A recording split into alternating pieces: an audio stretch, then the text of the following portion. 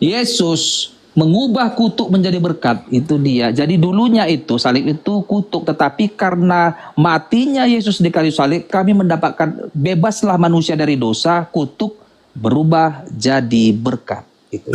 Jadi Baju Mak masuk, Baju Mak berubah dia gantian Dari mana dapat ajaran kutuk jadi berkat ini orang? Ajaran dari mana lagi? Jadi Alamak, Yesus mengatakan, celakalah kamu hai ahli Taurat, hai orang-orang Farisi, hai kamu orang munafik, karena kamu menutup pintu-pintu kerajaan surga di depan orang sebab kamu sendiri tidak masuk dan kamu merintangi mereka yang berusaha untuk masuk. Bagaimana caranya orang masuk ke dalam surga menurut ajaran Elohim? Oke, jadi pernyataanmu itu benar.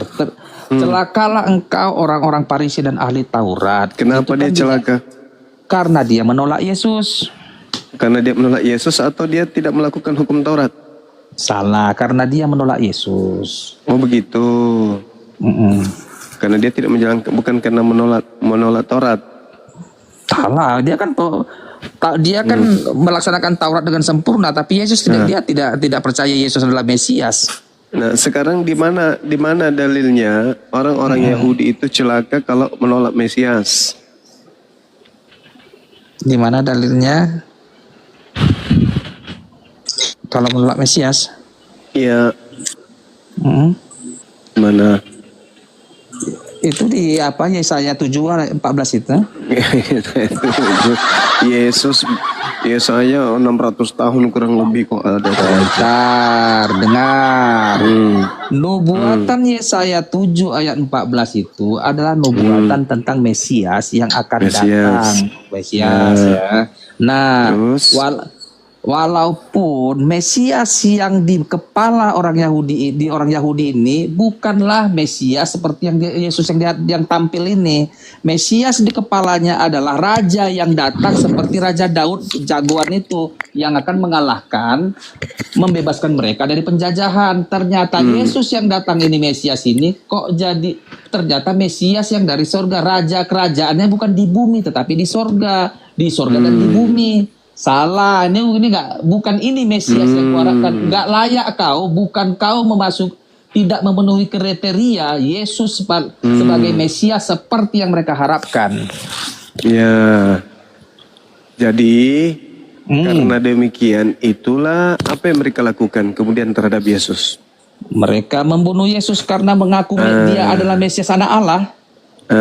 Itu kesaksian palsu atau bukan? Kesaksian benar. Oh, kesaksian benar. Kenapa kau bilang kesaksian palsu? Maksudmu gimana? Apa yang dikatakan Yesus adalah kebenaran? Masolang generasi. Nah sekarang kesaksian Yesusnya, kesaksian Yesusnya sebagai Mesias. Betul. Di tengah-tengah kaumnya Bani Israel. Dia bersaksi bahwa seluruh ajaran yang Tuhan berikan kepadanya telah Yesus sampaikan kepada muridnya. Menurut Yesus, setelah seluruh ajarannya itu sampai kepada muridnya, muridnya percaya Yesus itu sebagai apa? Sebagai Mesias. Mesias, itu aja. Sebagai Mesias, anak Allah yang maha tinggi seperti pernyataan Petrus. Itu aja. Ya, sebagai Tuhan. Di mana itu muridnya? Di mana Yesus bersaksi? Di mana Yesus bersaksi? Pengakuan Thomas. Di mana Yesus bersaksi? Maksudmu Yesus mengaku dia adalah Tuhan? Yesus kan mengatakan muridku bersaksi bahwa aku adalah utusan. Betul. Nah sekarang di mana Yesus bersaksi kalau muridnya menganggapnya Tuhan? Di mana? Aku bertanya di mana Yesus bersaksi? Kesaksian Petrus ketika Yesusnya.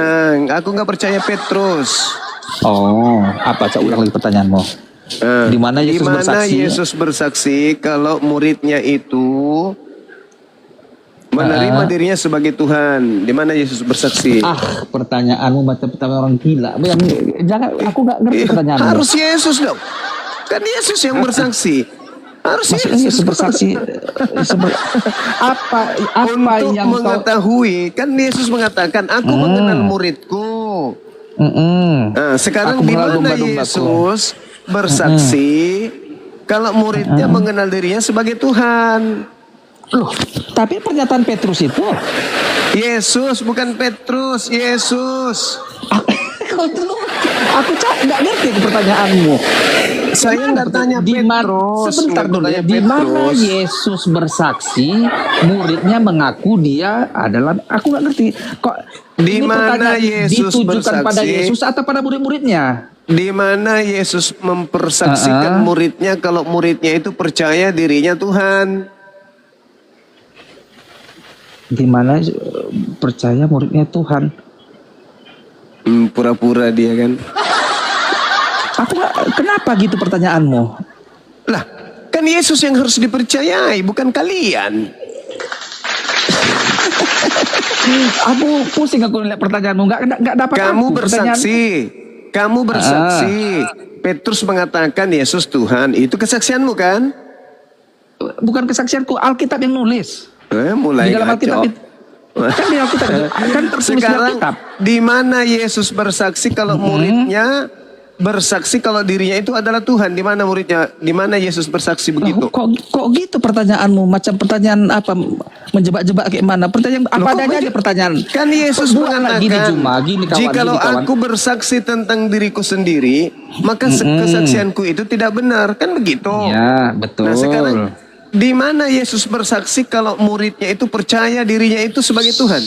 Salah, bukan ke situ makna ayat itu. Ayat itu ada lagi jawabannya di ayat aku lupa itu ya. Yang saksinya itu di sorga, yang saksi di sorga adalah Bapa, Putra dan saksi Yesus itu Bapa dan Roh Kudus. Jadi 3 kesaksian.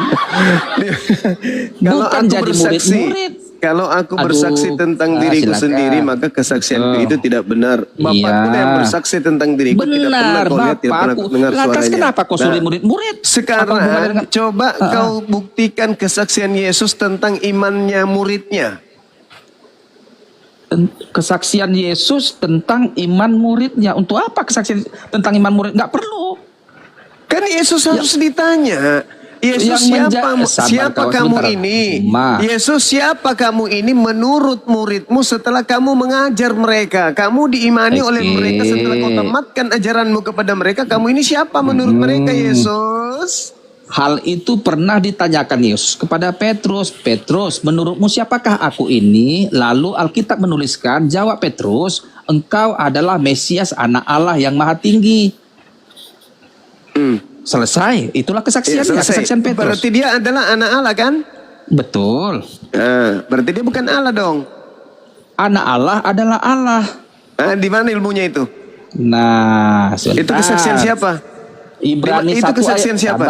Sabar Ibrani dulu, kawan. siapa? Ditanya. Sabar, Itu kesaksian sabar dulu. siapa? Itu kesaksian Maksudnya yang siapa? Tunggu dulu. Apa? Coba lagi. Yang Jelas anak dulu. Allah adalah anak Theos adalah Theos, itu kesaksian siapa? Anak Allah adalah Allah. Kesaksian siapa? Mari kita Iya. buka Ibrani 1 ayat 8. Ya, Sebentar. Ayo. Ibrani itu kesaksian siapa? Ibrani adalah surat Paulus. Berarti kesaksian Paulus. Biar kita baca dulu ayatnya. Tenang dulu kan. Mau Masalah baca? generasi. Enggak, kan kau Saya minta butuh data. kesaksian Yesus. Saya tidak butuh kesaksian Oke. Paulus, Bang. Kesaksian Yesus coba. ya. Saya nggak percaya yang lain. Oke. Yohanes Jadi 3 masuk gini, nomor gini. 16. Begitu Oke, besar mana? kasih Kasih karunia Allah. Tuhan akan dunia ini. Oke. Sehingga dia mengeluarkan anak yang tunggal. Barang siapa yang percaya kepada Yesus tidak binasa. Kepada Melainkan Yesus beroleh ya. hidup. Bukan kepada Paulus ya. Yesus ya. Itu pernyataan Yesus benar. Ya. Nah, sekarang yang harus kita percaya Yesus apa Paulus? Dua-duanya bisa dipercaya. Nenekmu kiper kau aja. Saya Yesus aja. Kalau jadi kalau Di kau mana nggak percaya di mana Elohim bersaksi? Barang siapa yang percaya kepada Paulus tidak binasa. Di mana Yesus Bapak bersaksi begitu? Jadi maksudmu kita buang surah Paulus semua nih. Galatia, Ibrani, kita buang semua ini. Aku tidak percaya dengan Paulus, kan udah aku bilang sama kamu. Berarti enggak, karena Bapak tidak memberikan legitimasi kepada dia. Gini kawan. Ya sudah, makanya jangan jadi Kristen. Harus jadi murid Yesus. Dengar kawan, untuk syarat diskusi gini hancurkan agamamu. Dengar. Sama seperti Al-Quranmu, aku nggak bilang Al-Quranmu itu menipu. Jika kau bawa Al-Quranmu sebagai referensi, aku nggak boleh mengatakan, aku nggak percaya Al-Maidah, aku nggak percaya surah Al-Baqarah. Kalau misalnya kamu percaya kepada Nabi Muhammad sebagai Nabi, ya Al-Quran dong. Iya, gini kawan, kitab yang lain. Nah, kalau kau percaya kepada Yesus, ya Yesus, ucapan Yesus dong. Kenapa ucapan orang lain? Kita kan diskusi. Aku membawakan referensiku. Iya. Tapi kau bilang aku nggak percaya dengan referensimu. Lalu untuk apa kita diskusi? Karena dalilnya di dalam kitabmu kan jelas tuh. Kitabmu yang mengatakan itu. Kitabmu yang membatasi diri terkait ajaran Yesus. Sabar. Begitu besar kasih karunia Tuhan akan dunia ini sehingga Ia mengerahkan anaknya yang tunggal, yaitu Yesus. Barang siapa yang percaya kepada siapa? Barang percaya kepadaku yang beroleh hidup yang kekal. Percaya kepada Yesus, kepada Dia anaknya. Nah, Yesus betul, kan? Ada nggak percaya kepada Paulus? Ada nggak? Oh, percaya juga kepada rasul-rasulnya? Masalah generasi. Tapi begini, jadi nakal. Loh. Di mana dalilnya itu? Oh, tunggu sebentar. Kau nggak? Tunggu sebentar ya, bahwa di mana dalilnya? Percaya kepada Paulus memperoleh hidup kekal itu di mana? Kenapa begitu pertanyaannya? Kan barang siapa yang percaya kepada Yesus tidak binasa, melainkan memperoleh hidup yang kekal. Di mana dalilnya percaya kepada Paulus tidak binasa? Di mana dalilnya? Oke, percaya pada ajaran Paulus dan ajaran Petrus, ajaran Yohanes, ajaran apostel. Loh, masalah generasi. Jadi maksudmu? Inilah yang saya katakan, kesaksian Kristen itu tidak pernah benar. Yesus berkata, jikalau aku bersaksi tentang diriku sendiri, kesaksianku itu tidak benar. Lah bagaimana mungkin kesaksian Paulus mau dijadikan sebagai landasan kebenaran? Sedangkan Paulus tidak pernah dipersaksikan oleh Bapa, tidak pernah dipersaksikan oleh Yesus. Aku tanya kau sekarang.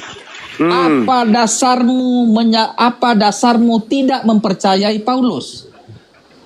Apa dasarmu tidak mempercayai Paulus?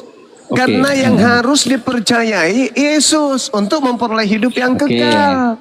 Berarti apakah Petrus, Yohanes, Yakobus tidak boleh dipercayai? Percaya kepada Yesus untuk memperoleh hidup yang kekal. Titik. Jangan kau tambah yang lain. Tunggu sebentar. Sebentar.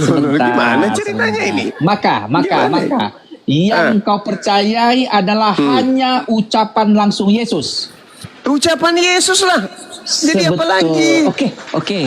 Oke, sebentar. Kita pegang, kita kunci ya. Iya. Bahwa Juma, kau percaya dengan semua ucapan Yesus ya Juma? Iya. Percaya ya? Oke, percaya. Mari kita buka. Mari kita buka Markus 9 ayat 31 itu. Biar ya. Sebentar kawanku.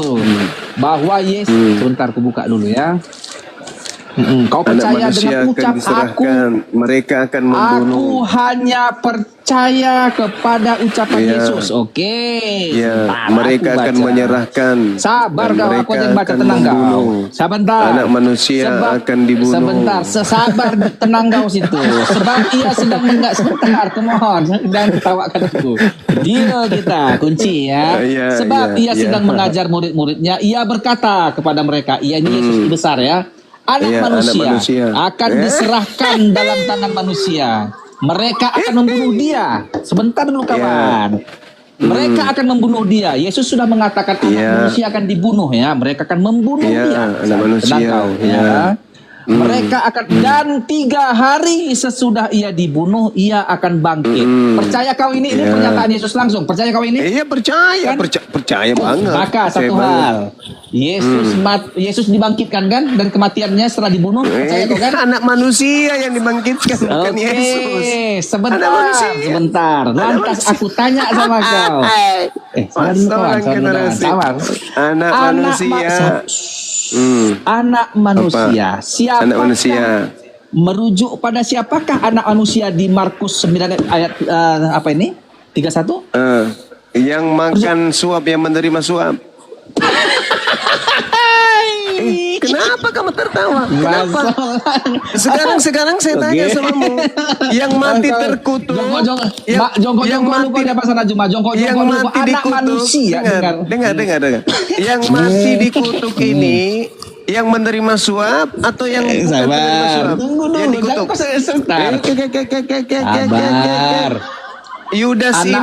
Sabar. Yudas ini anak manusia atau anak gorila? Sabar dulu. Yudas ini anak manusia atau anak gorila? Ya ada yang sabar. Kesian loh. Petrus pun anak manusia, Petrus. Petrus juga anak manusia. Terus kenapa harus Yesus? Kenapa harus Yesus? Aku tanya dulu. Kenapa harus Yesus? Sabar dulu. Iya, kenapa harus Yesus? Itu pertanyaan saya. Duduklah kau sebagai apa? Juru jawab dulu. Tenang dulu kau. Dia, aku tanya dulu kau. Anak manusia ini. Anak manusia. Kenapa harus Yesus? Itu aku tanya dulu kau. Kau jangan dusta kau cuma. Harus Yesus? Inilah, kok jadi kau perkosa? Aku tamumu kau perkosa aku. Anak manusia ini merujuk pada siapa ini? Itu pertanyaan saya loh. Sekarang. Kan anak manusia itu banyak. Kenapa harus Yesus? Memang dalam kitab Injil ini Yesus biasanya tidak menyatakan aku. Dia nggak mengatakan langsung aku, tidak. Tapi dia menggantikan kata ganti anak manusia yang juga mengarah pada dirinya sendiri. Begitu kawan. Tidak bisa diartikan begitu. Tidak bisa. Nggak bisa diartikan begitu. Nggak bisa. Jongkok dulu kok cuma. Nggak bisa diartikan begitu. Nggak boleh. Balik-balik nggak boleh diartikan begitu.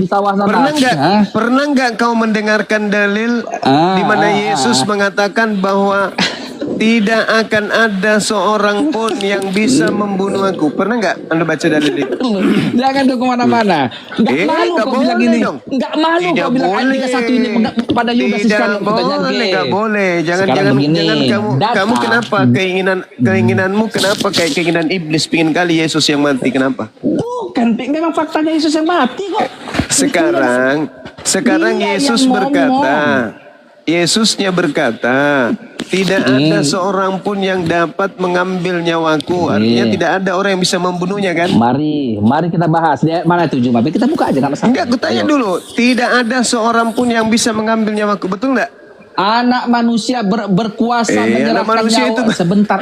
Iya. Ayo. Saya tahu. Di mana? Tidak di mana seorang ayatnya? Ayo sebentar. Yohanes 10 nomor 18. Yohanes 10 tidak nomor 18. Seorang mari. pun, Cuma tidak seorang. Pelan-pelan kita. Yohanes 10. Tidak seorang, betul?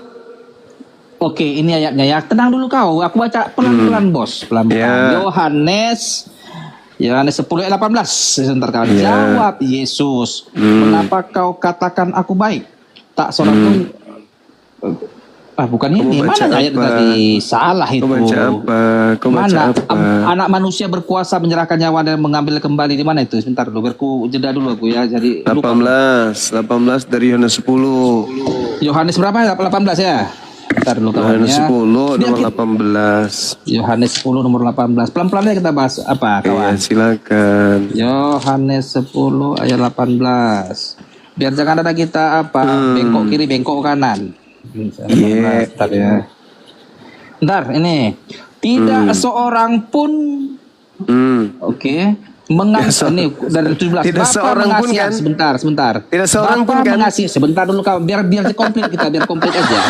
Bapa mengasihi aku karena aku berikan nyawaku agar aku mengambilnya kembali. Tidak seorang pun mengambilnya dari aku, melainkan aku memberikannya menurut kehendakku sendiri. Oke. Ya, terus Aku berkuasa memberikan nyawanya dan berkuasa mengambilnya kembali. Inilah perintahku terima dari Bapakku. Nah, Ya. Yesus berkuasa menyerahkan nyawanya di mana dan Yesus di mana Yesus menyerahkan nyawanya? Coba di mana? Yesus menyerahkan Kepada nyawanya siapa? Kepada siapa siapa? Yesus menyerahkan nyawanya? kepada Bapa, Kepada Bapa atau kepada tentara Romawi? Mana yang betul? kepada Bapa yang di sorga. Ketawa ini macam Yang ketawa mana ini. yang betul? Kepada tentara Romawi atau kepada Bapa? Oh, tentara Romawi hanya mengeksekusi mati dia. Berarti ucapan apa itu ucapan Yesus itu? Itu ucapan bodoh itu kalau begitu Artinya maksudnya. salah. Artinya dia berkuasa Masa. menyerahkan nyawa dan mengambilnya kembali. Dia adalah terus- maha kuasa. Terus ini terus, yang gue boleh, baca Markus boleh. 9 tadi. Anak Mana? manusia akan diserahkan ke Betul. dalam tangan siapa? Kepada tangan tua-tua. Kayak mereka akan membunuh. Siapa yang Membunuhnya. membunuh? Siapa yang membunuh? Ahli Taurat dan orang Romawi itu. Siapa yang dibunuh? Yesus. Bisakah Yesus dibunuh? Bisa? Di mana dalilnya Yesus bisa dibunuh? Kan dia mati di kayu salib. Iya. Tidak seorang pun. Tidak seorang pun. Iya. Faktanya dia dibunuh. Masalah generasi. Mana yang betul? Tidak seorang pun. Iya. Jadi Mana yang gini. betul? Tidak seorang pun. Iya, dia menerima hukuman mati itu. Dia Tidak seorang pun yang bisa Iya. mengambil daripadaku. Nggak ada yang bisa membunuh aku, betul? Dan dia memberikan nyawanya memang. Iya, di mana Yesus memberikan nyawanya? Di mana? Dia tuh sebentar. Pada saat penangkapan sebentar. Masalah generasi. Apakah Yesus dengan sukarela menyerahkan nyawanya di kayu salib? Iya, di mana Apakah itu? Yesus Di mana? Di mana Yesus Apakah menyerahkan? Yesus melawan ketika dia ditangkap orang Romawi? Tidak. Dia malah berdoa. Sebentar. Bahwasanya Yesus berdoa. memang Yesus tidak menghindari penyalipan. Come on. Yesus berdoa, kawan. Benar. Yesus berdoa. Yesus Berdoa berdoa untuk betul. apa? Yesus berdoa untuk apa? Untuk Yesus disalib atau berdoa. untuk diselamatkan? Untuk jangan disalib. Oh, dia tidak mengatakan selamatkan aku dari kayu Enggak, salib. saya tanya dulu. Yesus berdoa untuk diselamatkan dari penyaliman, pembunuhan, atau supaya dia dibunuh? Tidak dua-duanya. Dia berdoa kepada Bapa agar kehendak Bapa lah yang terjadi atas dirinya. Di mana Bapa menghendaki Sebentar. pembunuhan orang benar untuk Salah. menebus orang-orang bersalah. Silakan, silakan. Yesus, Kehendak Bapa sebentar. kan? Kau bilang tadi pertanyaanmu kau menjebakku, kau menipuku dengan pertanyaan. Pertanyaan kau Kau menjebak bilang, aku. Kau yang menjebak diri lu sendiri. apa Yesus mengatakan tidak akan ada orang yang dapat mengambil nyawaku. Betul. Nah, betul. sekarang yang dibunuh mereka siapa? Yang dipunyainya Yesus. Loh, berarti Yesus nyawanya bisa dibunuh sama mereka, sama dia orang-orang. dia memang menuju kayu salib, dia nggak melawan. Kok di mana Yesus kemudian dia tidak melawan? Makanya, Coba kau baca Makanya. Yohanes. Kau baca Yohanes 11. Coba kau baca Yohanes 11. Ayo. Nomor 54. Coba. Yohanes 11 ayat 54. Mari. Ya. Bentar ya. 54 sebentar. 53 dulu. 53 boleh, gampang Ya. gitu. Mulai hari itu mereka sepakat untuk membunuh dia. Oke. 54. Karena itu Yesus tidak tampil Karena lagi itu. Betul. Yesus Karena mau nggak? itu. Mau nggak? Mau nggak dibunuh? Mau? Itu 54-nya apa bunyinya? Karena itu Yesus tidak tampil lagi di depan umum. Sebentar, Kenapa dia tidak pertanyaannya. tampil? Kenapa dia tidak tampil lagi? Karena waktunya belum tiba saatnya. Man. Karena Yesus tak mau dibunuh. Makanya dia. Oh, sorry. Makanya dia tidak mau. Sebentar. Lu. Justru Sekarang karena dia tidak mau dibunuh Oke. itu. Makanya aku dia menjawab makanya dia berdoa. Oh. Dia kabur. Salah. Iya, dia berdoa supaya dia bisa diselamatkan. Salah. Loh. Dia karena waktunya belum tiba. Dia Kok tahu waktunya kapan belum waktunya. tiba? Sebentar. Gak ada hubungannya itu. Sabar. Gak ada hubungannya. Gak ada hubungannya. Kok jadi Yesus sabar dulu. berdoa, Bapa Betul. sekiranya mungkin biarkanlah cawan ini berlalu daripadaku. Tetapi bukan atas kehendakku, tapi atas kehendakmu. Ada nggak Bapa punya kehendak membunuh orang benar demi menyelamatkan orang jahat? Ada nggak? Kau lucu kau. Ya lucu dong. Harus lucu. Engkau membunuh. Memang tidak ada. Bukan. Kan atas kehendak Bapak nih. Ya. Iya kan? Nah, Kehendak Yesus Bapa. berdoa. Pertanyaan biarkan- gini, apa yang dikehendaki Bapa atas Yesus? Apa yang dikehendaki Bapa atas Yesus? Jawabannya silakan. adalah yang dikehendaki Bapa adalah Yesus menuju kayu salib. Mana dalilnya Bapak menghendaki itu mana? Mana dalilnya? Yesus menghendaki. Mana? Kan kata Yesus, tetapi kehendakmu lah yang terjadi. Iya, kehendak Bapak. Iya, betul. Mana kehendak Bapak di dalam kitabnya Yahudi agar orang benar dibunuh untuk menyelamatkan orang jahat. Di mana kehendak Bapak itu? Enggak mentah-mentah begitu, tertulis begini. Kalau kau minta ayat-ayat begitu ya mana bisa ditunjukkan. Ya kehendak Bapak kan? Kehendak Bapa Agar yaitu Yesus Yesus orang menuju- benar itu dibunuh untuk menyelamatkan orang jahat. Itu di mana? Salah, sebentar. Jadi begini. Kan itu maumu. Kan itu konsep agamamu. Sabar dulu, Yesus orang kawan. suci. Satu-satunya orang suci. Harus menebus itu dengan darah yang suci. Orang kudus yang tidak ada dosa.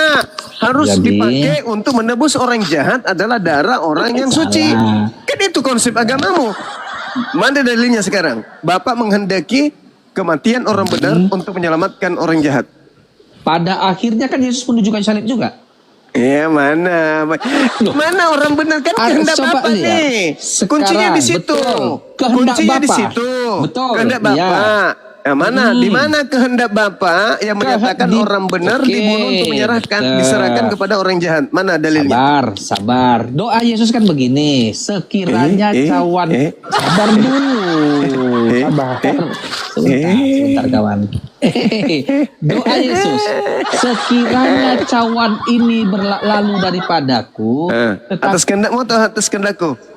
kehendakmu lah yang terjadi. Nah, di mana kehendak Bapak? Tadi kehendak Yesus untuk mati kan enggak Aku ada. tenang dulu kau. Enggak ada kehendak Yesus untuk dibunuh.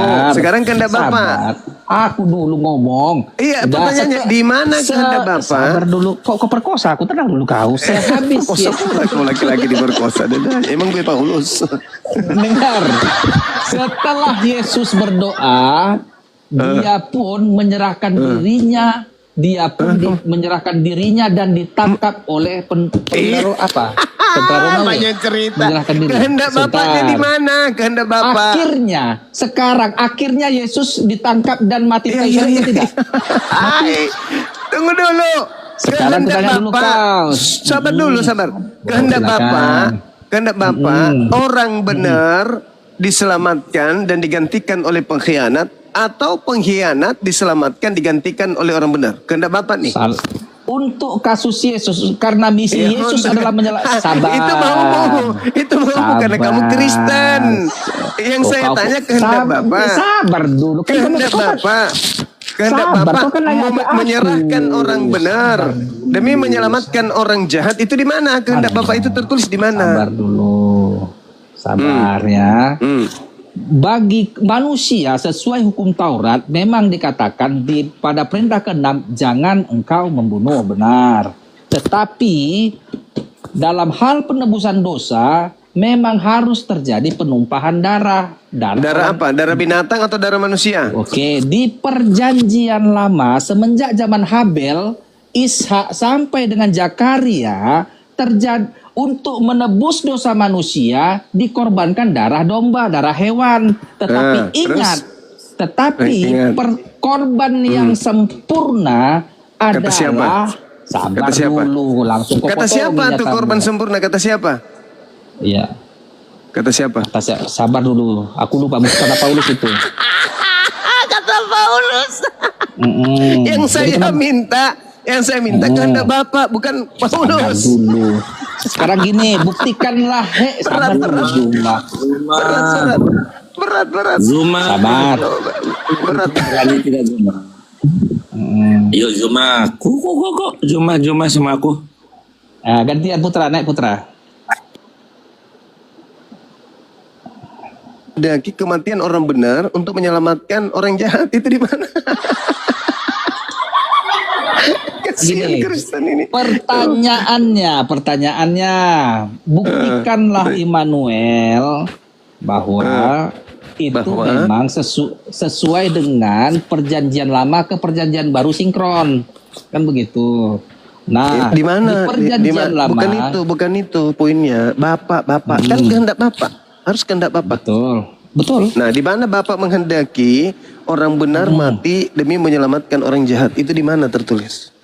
Oh, bukan Yesus. Lah, iya kan Yesus orang benar. Khusus Yesus. Kan harus kehendak Bapak atau bukan nih menurut Yesus? Kehendak Bapak lah. Kan akhirnya. Di mana Bapak menghendaki kematian orang benar untuk menyelamatkan Kristen? Di mana itu? Oh, nggak ada itu. Ya nggak ada. Terus kenapa Anda mengatakan itu kehendak Bapak nyalip itu? Sabar dulu kau. Sabar lagi. Bingung dia mau cari jawaban. Kalau kau bilang untuk manusia secara umum Allah menghendaki orang benar dihukum mati, itu tidak ada itu. Tidak ada, udah selesai. Sabar selesai dulu. Kita udah. Sudah. Nggak usah lagi. Tetapi Yesus orang benar. Udah kawan, udah kasihan. Yang lain silakan tapi kau nggak mau melanjutkan kan? Karena kau tidak mau mengakui. Sudah selesai, nggak ada sudah nggak apa-apa, selesai, boleh. Kristen udah salah di situ. Lanjut Bang Goto, lanjut. Kau penyesat mau belaga FM. Sama Emmanuel ini malas saya. Lain ditanya, lain dijawab. Lain ditanya nih. Kau pun Goto kan penipunya kau Goto. Kau bilang lagi saya penipu. Jangan menyerang personal lah. Kan begitu. Karena memang begitu. Nah, coba saya tadi kan suruh bilang kau. Tadi kan saya beritahu kau. Coba kau klik di Google ya. Dalam adat dan budaya Yahudi, orang yang mati penuh konflik, kekacauan itu nabi palsu atau nabi asli. Saya suruh klik kau di Google, kau tidak mau. Kau klik saja di situ, dijelas di situ. Ya, menurut budaya Yahudi, tradisi Yahudi, orang yang mati penuh konflik, kekacauan, ya, itu tokoh-tokohmu, Yesus, Paulus, semuanya mati penuh konflik, penuh kekacauan itu nabi palsu. Menurut budaya Yahudi. Oh, Yahudi memang nggak pernah. Sebentar. Memang Yahudi tidak sabar dulu bos. Yahudi memang nggak pernah percaya Yesus. Yahudi memang nggak pernah percaya Paulus. Yesus, diam kau jelaskan. Sabar. Begini bos. Diam. Saya jelaskan kau budaya Yahudi ya. Mau Yesus, mau Paulus, mau siapapun itu, ya biar bukan Yesus, biar bukan Paulus. Kalau seorang itu dia terkenal karena pengajarannya, tapi karena pengajarannya dia mati penuh konflik, kekacauan. Aduh, ini yang 5.000 dibawa. Silakan klik di Google aja ya. Klik di Google saja. Jadi menurut budaya Yahudi, Bang, kalau orang itu mati penuh konflik, kekacauan, Bang, itu pasti nabi palsu. Coba kau lihat Paulus sebelum dipenggal kepalanya sama Kaisar Nero, Paulus itu kacau ya, dikatakan difitnah ya, karena membakar kota Roma. Pengikut-pengikutnya hampir semua digenosida. Kekacauan besar terjadi sebelum Paulus dipenggal kepalanya sama Kaisar Nero. Itulah yang dinubuatkan Yahudi. Karena dalam 613 Misrot Yahudi, sumber-sumber hukum Yahudi yang disebut halakha, itu menjelaskan secara jelas bahwa orang yang mengaku pengajar tapi mati karena penuh konflik, ya, menurut adat budaya Yahudi itu sudah pasti nabi palsu. Berapa kali kau tak ajarin, hanya kau karena doktrin dogma kau pertahankan. Mau dia Yesus bukan terserah. Iya. Apa? Kamu sangkai Iya, lagi tuh. terserah. Oke. Kamu sangkai budaya Yahudi. Budaya Yahudi, betul. Yesus ini, kan udah aku bilang, Yesus itu mati terkutuk, mati menanggung kutuk. Jadi dianggap nabi palsu. Menurut Yahudi memang Yesus ini nabi palsunya, ini penipunya Yesus ini bagi orang Yahudi. Udah jawab toh. Kau jawab Iya. sendiri. Yesus itu bagi dia adalah penipu Mesias palsu itu, nggak benar itu. Begitu Iya, juga dengan Paulus. Paulus itu Iya, bagi karena orang matinya Yahudi. penuh konflik. Sebentar dulu kawan. Sebentar dulu. Paulus pun adalah penipu bagi orang Yahudi. Coba tanya Billy. Panggil Billy kemari. Siapa Yesus? Oh, Yesus itu penipunya itu kan. Bahkan, kutunjukkan sama kau. Yesus yang mati di salib, tetapi orang Yahudi mengatakan dia nyangkut di pohon. Kan udah gila lagi. Memang ini ular beludaknya sekarang ini orang Yahudi ini. Bagaimana Justru dia itu, Manuel, justru itu bagi kamu, Paulus itu tidak penipu karena kau Kristen. Kau sekarang Kristen, begini, maka kan kau mengimani kata-kata Paulus. Sebentar, Karena kawan. kau Kristen. dengar, mari kita di tengah-tengah, duduk kita pada posisi ideal. Artinya Oke. tidak berpihak pada, ya artinya kita di tengah-tengah aja dulu. Sebenarnya gini saudara Immanuel, mudah untuk belajar itu, memahami Bibelmu. Bandingkan ajaran Yesus dengan Paulus. Kau Kristen itu gara-gara ajaran Boleh, Paulus. mari. Tapi kalau kau ikuti, sebentar, kalau kau Mari kita ikuti, bandingkan. kalau kau ikuti ajaran Yesus, mustahil kau Kristen. Yesus pengajarannya apa? Untuk hidup kekal apa? Mengenal Trinitas. Boleh. Betul, Aduh, betul. kan beda kan ajaran Paulus kan? Kata Paulus di 1 Korintus 8:6, hanya satu Bapa di surga, hanya satu Allah di surga itu Bapa, dan satu Tuhan yaitu Yesus. Dia membedakan antara Tuhan dengan Bapa. Masalahnya gimana? Ya, masalahnya ajarannya beda dengan Yesus. Kau Kristen, ya cocok lah kau. Yesus bukan, Paulus bukan penyesat bagi kamu karena kau Kristen, saudara. Karena Tapi kalau kau Islam bandingkan lah, antara, karena kau Islam lah. ya makanya aku bilang kau Kristen karena Paulus. Kalau kau bandingkan ajaran Paulus dengan Yesus, nggak ada cocok-cocoknya, kontradiksi.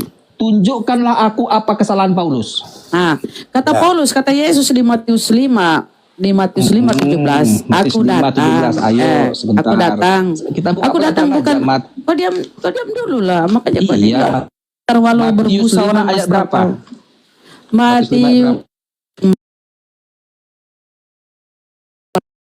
Matius Matius Ayat. 17. Yesus aku Ya, datang, Yesus aku boleh. datang bukan untuk meniadakan hukum Torah atau kitab para nabi. Aku datang untuk menggenapinya, bukan menghilangkan ya. Barang siapa menghilangkan salah satu hukum Taurat sekalipun yang terkecil dan mengajarkannya kepada orang lain, maka dia menduduki tempat terhina, terburuklah, terendah. Dalam kerajaan Ya tempat terburuk, terhina. Itu kerajaan diedit. surga. Itu diedit originalnya nggak gitu, terburuk. Oke, sebentar dulu. Aku datang, kita ke pengajaran dulu, jangan dulu, sebentar kita buka originalnya. Barang siapa menghilangkan salah satu hukum Torah sekalipun yang terkecil, maka dia akan menduduki tempat terendah. Barang siapa mengajarkan hukum Torah, segala sesuatu hukum Torah, maka dia menduduki tempat tertinggi. Oke, ajaran Yesus. Ajaran Paulus apa?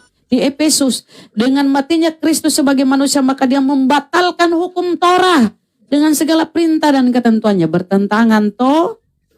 Makanya aku bilang kau itu makan babi, guguk segala macam. Karena kau pengikut Paulus. Kalau kau mengikuti Yesus, ya hukum Torah masih berlaku.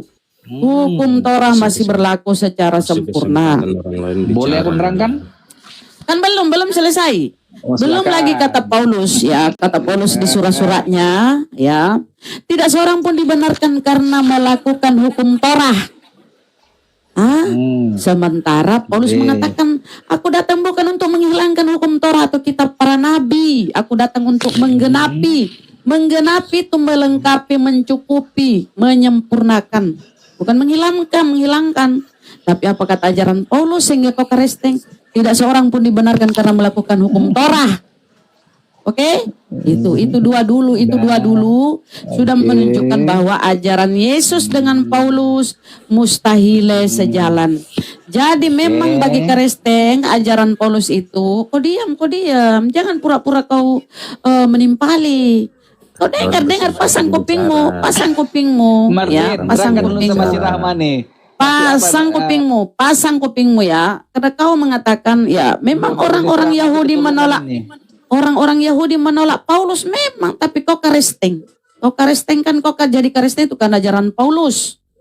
Kau Kristen kan ajaran Paulus. Hakimi kami yang punya ajaran kan. Lah sekarang mana ajaran Yesus yang kau ikuti? Mana ajaran Yesus yang kau ikuti? Martin, kau yang nerangkan Martin tentang apa ini? Matius ini atau aku? Kau lah Emmanuel, apa ajaran Yesus yang kau ikuti? Mana ajaran Yesus kau disuruh bergereja? Bentar, biar kau tahu, biar kau jangan salah paham dengan ajaran Yesus ini. Bagaimana mungkin? Mari kita masuk ke ayat yang kau berikan tadi nih. Matius 5 ayat 17 nih ya. Pelan-pelan kita baca ya.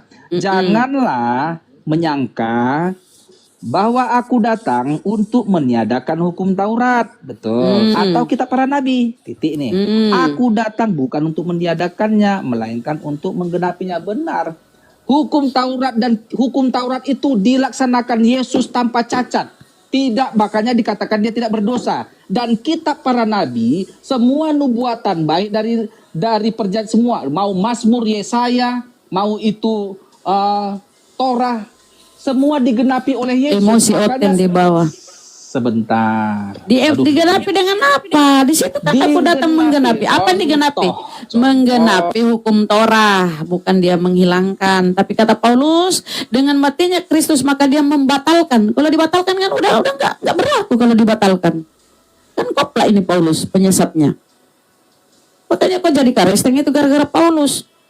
Katanya dengan matinya Yesus di tiang salib maka dia membatalkan hukum Torah dengan segala perintah dan ketentuannya dibatalkan. Paham, jangan menerangkan yang nggak paham. Kalau dibatalkan itu masih berlaku.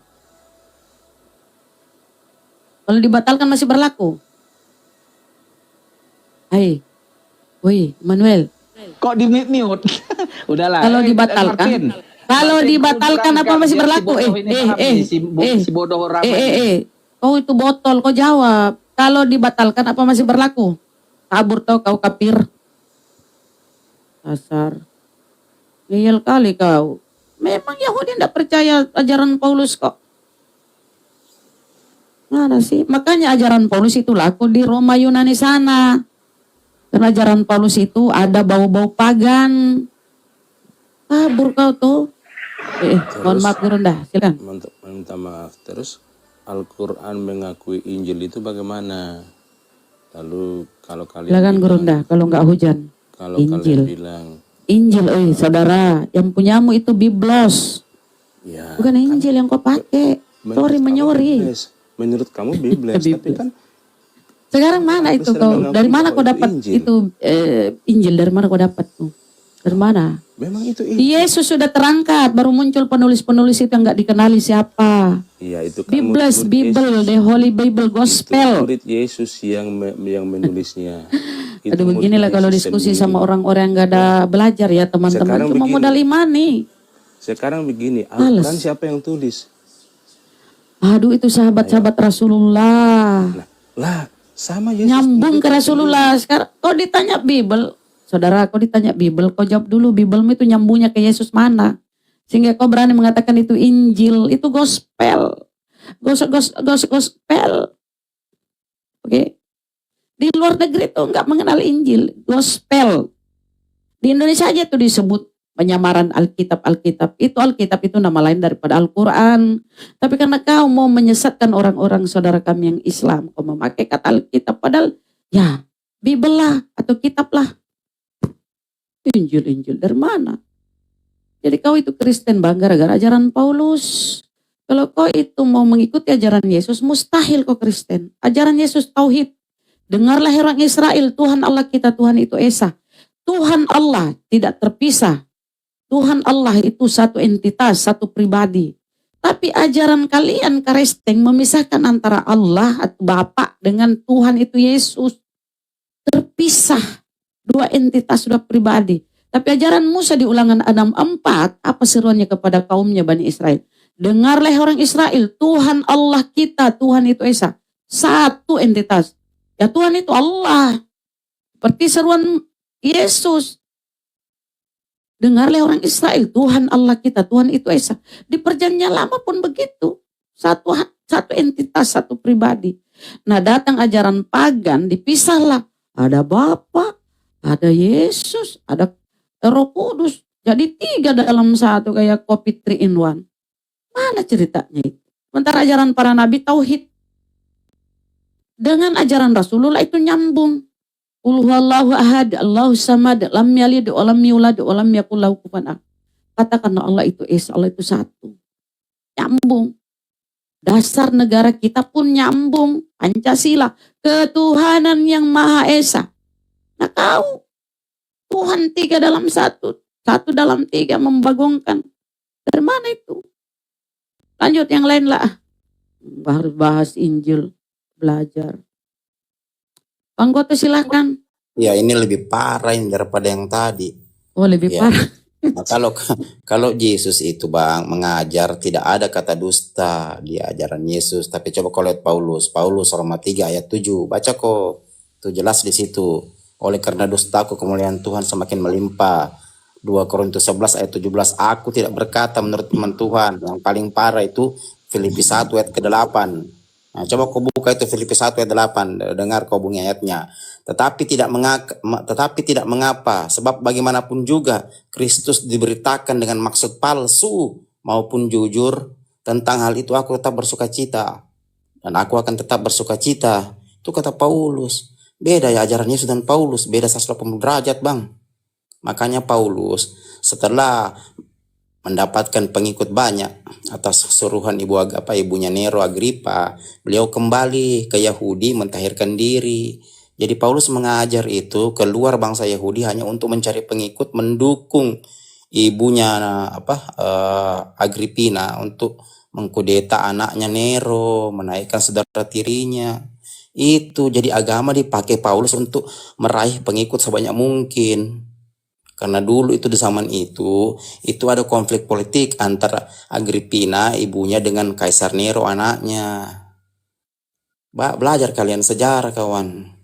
Jadi Paulus itu dipenggal kepalanya sama kuasa Kaisar Nero bukan karena akidah, tapi karena kepentingan politik, di mana Paulus dituduh mau mengkudeta Nero bersama ibunya Agripina. Makanya Paulus difitnah membakar kota Roma. Makanya dia dipenggal kepalanya. Belajar sejarah. Jangan kau ikuti tuh Bible yang baru dibuat abad ke-4. Tidak sesuai dengan ajaran abad ke-1. Makanya Thomas Paine, kalau kau baca bukunya Thomas Paine, judulnya itu The Act of Reason. Kau akan tahu semua itu. Atau bukunya Voltaire, Dictionary Philosophy. Atau bukunya Thomas Hobbes, Leviathan. Itu semua orientalis Kristen. Apa mereka bilang? Sejarah abad ke-4, tulisan Bible yang ditulis di abad ke-4 itu tidak koherensi dengan sejarah abad ke-1. Banyak hoaxnya. Saya sudah tampilkan, sering saya tampilkan itu. Ayat-ayat hoax dalam Bible seperti Matius 27, 51, 52, 53, Matius 28 yang berisi amanat agung 19-20 itu baru masuk abad ke-15. Banyak Markus 16 ayat 9 ke atas. Banyak sekali 1 Yohanes 5 ayat 7 dan 8. Ini lebih parah lagi masuk abad ke-16. Di naskah Desiderius Erasmus tahun 1522. Masa anda berpikir kalian lakukan studi dalam baca sejarah dunia. Gitu loh. Ya silakan lanjut. Mungkin Bang Suma teruskan aja nih. Teruskan aja. Silakan Bang, silakan. Di tempat Gurunda itu Bang Goto hujan. Oh gitu. Ya, Cobalah, lanjut, coba. Bang. Saya kasih kau beberapa buku, rujukan buku ya. Mulai dari bukunya Bert Ehrman, Mascoting Jesus, ya, Mulyadi Samuel, Dokumen Pemalsuan Bible. Itu banyak sebenarnya buku-buku yang bisa kalian jadikan perbandingan tuh. Belum lagi bukunya Robert W. Feng, The Five Gospel. Banyak sekali Bang. Bukan ratusan, ribuan ayat dalam Bible kalian yang dibuat abad ke-4 itu, ya, itu tidak cocok dengan sejarah abad ke-1. Bahkan ada rentetan sejarah ayat-ayat ini baru masuk mulai dari abad 5, 6, 7, 8, 9, 10, 11, 12, 13 bahkan sampai abad ke-16. Hanya tersisa 18% saja sabda Isa dalam Bible kau itu yang asli. Kalau kau baca sejarah Paulus Bang, dalam buku Roman in Gospel, kau baca ya. Saya mau bilang sama Anda, Paulus itu tidak pernah menyuruh mengimani surat-suratnya, bahkan memberitakan surat-suratnya ke seluruh dunia. Coba kau klik di Google, ini yang 5.000 di bawah, klik di Google. Apakah ada perintah Paulus memberitakan Injilnya, memberitakan surat-suratnya ke seluruh dunia? Tidak ada. Paulus hanya menyuruh memberitakan Injil, Galatia 1:8-9. Tapi Paulus tidak pernah memerintahkan umatnya untuk mengimani dan memberitakan surat-suratnya ke seluruh dunia. Karena surat-suratnya hanya untuk jemaat. Hanya untuk mempengaruhi jemaat di Roma, Galatia, Efesus. Untuk apa? Untuk mendukung ibunya Nero, Agripina. Kalian buta sejarah, itu masalahnya kawan. Kalian buta sejarah. Kalian, mindset kalian dikelola berdasarkan doktrin dogma yang baru dibuat abad ke-4. Bible kalian itu kodeks tertuanya Vatikanus, Sinaiticus, abad ke-4. Bukan abad ke-1. Kodeks yang paling tua ya, kode yang paling tua dalam Bible kalian itu hanya berisi 3 ayat. Itu pun dari abad kedua, disimpan oleh Polikarpus yang berisi Yohanes 18 ayat 31 hingga 35, 33. Hanya itu saja. Belajar kalian sejarah, jangan buta sejarah. Saya riset ya sebelum saya masuk Islam, saya riset selama 6 tahun, saya lakukan secara komprehensif. Metode-metode dasar riset saya banyak. Mulai dari analisis konsep hingga sampai fenomenologi, eksegesis, hermeneutik, saya pakai semua. Saya pakai menggunakan studinya, saya gunakan dengan nama interdisipliner, menggabungkan lebih dari 2 bidang ilmu, mulai sejarah, filsafat, bahkan sampai environmental etik. Saya pakai untuk menguji hubungan moral manusia dengan alam. Saya baca semua kitab suci mulai dari Veda, Tripitaka, Bible, Quran. Makanya saya masih mengadopsi pikiran orang tercerdas di dunia dengan IQ paling tertinggi 255 yang saya katakan tadi, filsuf Jerman. Namanya itu Johann Wolfgang von Goethe. IQ tertinggi dimiliki beliau 255. Apa dia katakan? Al-Quran kitab dari segala kitab. Kitab tertinggi di bumi adalah Al-Quran. Itu kata Van Goethe. Padahal dia orang Jerman, dia Protestan. Kau tahu apa yang dia karang? Pernah kau baca bukunya? Muhammad Geseng, nyanyian Muhammad. Pernah kau baca bukunya? Apa itu? Whistler, Diwan Barat Timur. Pernah kau baca bukunya beliau? Luar biasa. Beliau mengatakan bahwa proses keabadian dalam Al-Quran itu bersifat absolut mutlak. Itu pandangannya beliau. Makanya beliau menulis buku-bukunya tentang Al-Quran, tentang Rasulullah. Cari bukunya yang saya sebut tadi judulnya itu. Baca kalian. Itu orientalis Kristen, cendekiawan Kristen. Mengarang buku-buku, mengarang puisi. Luar biasa kekagumannya terhadap Islam. Dan saya meneliti itu. Sampai sebenarnya profesor kalian tahu ini. Mereka juga meneliti seperti apa yang saya teliti. Tapi mereka tidak mau bongkar ke publik. Mereka tidak mau beritahukan kepada jemaat. Kenapa? Faktor ekonomi, pertimbangan ekonomi. Mereka tahu yang sudah nulis-nulis disertasi yang bahas sejarah gereja, yang belajar studi Bible, belajar sejarah gereja. Saya tahu mereka tahu, tapi mereka tidak mau bongkar.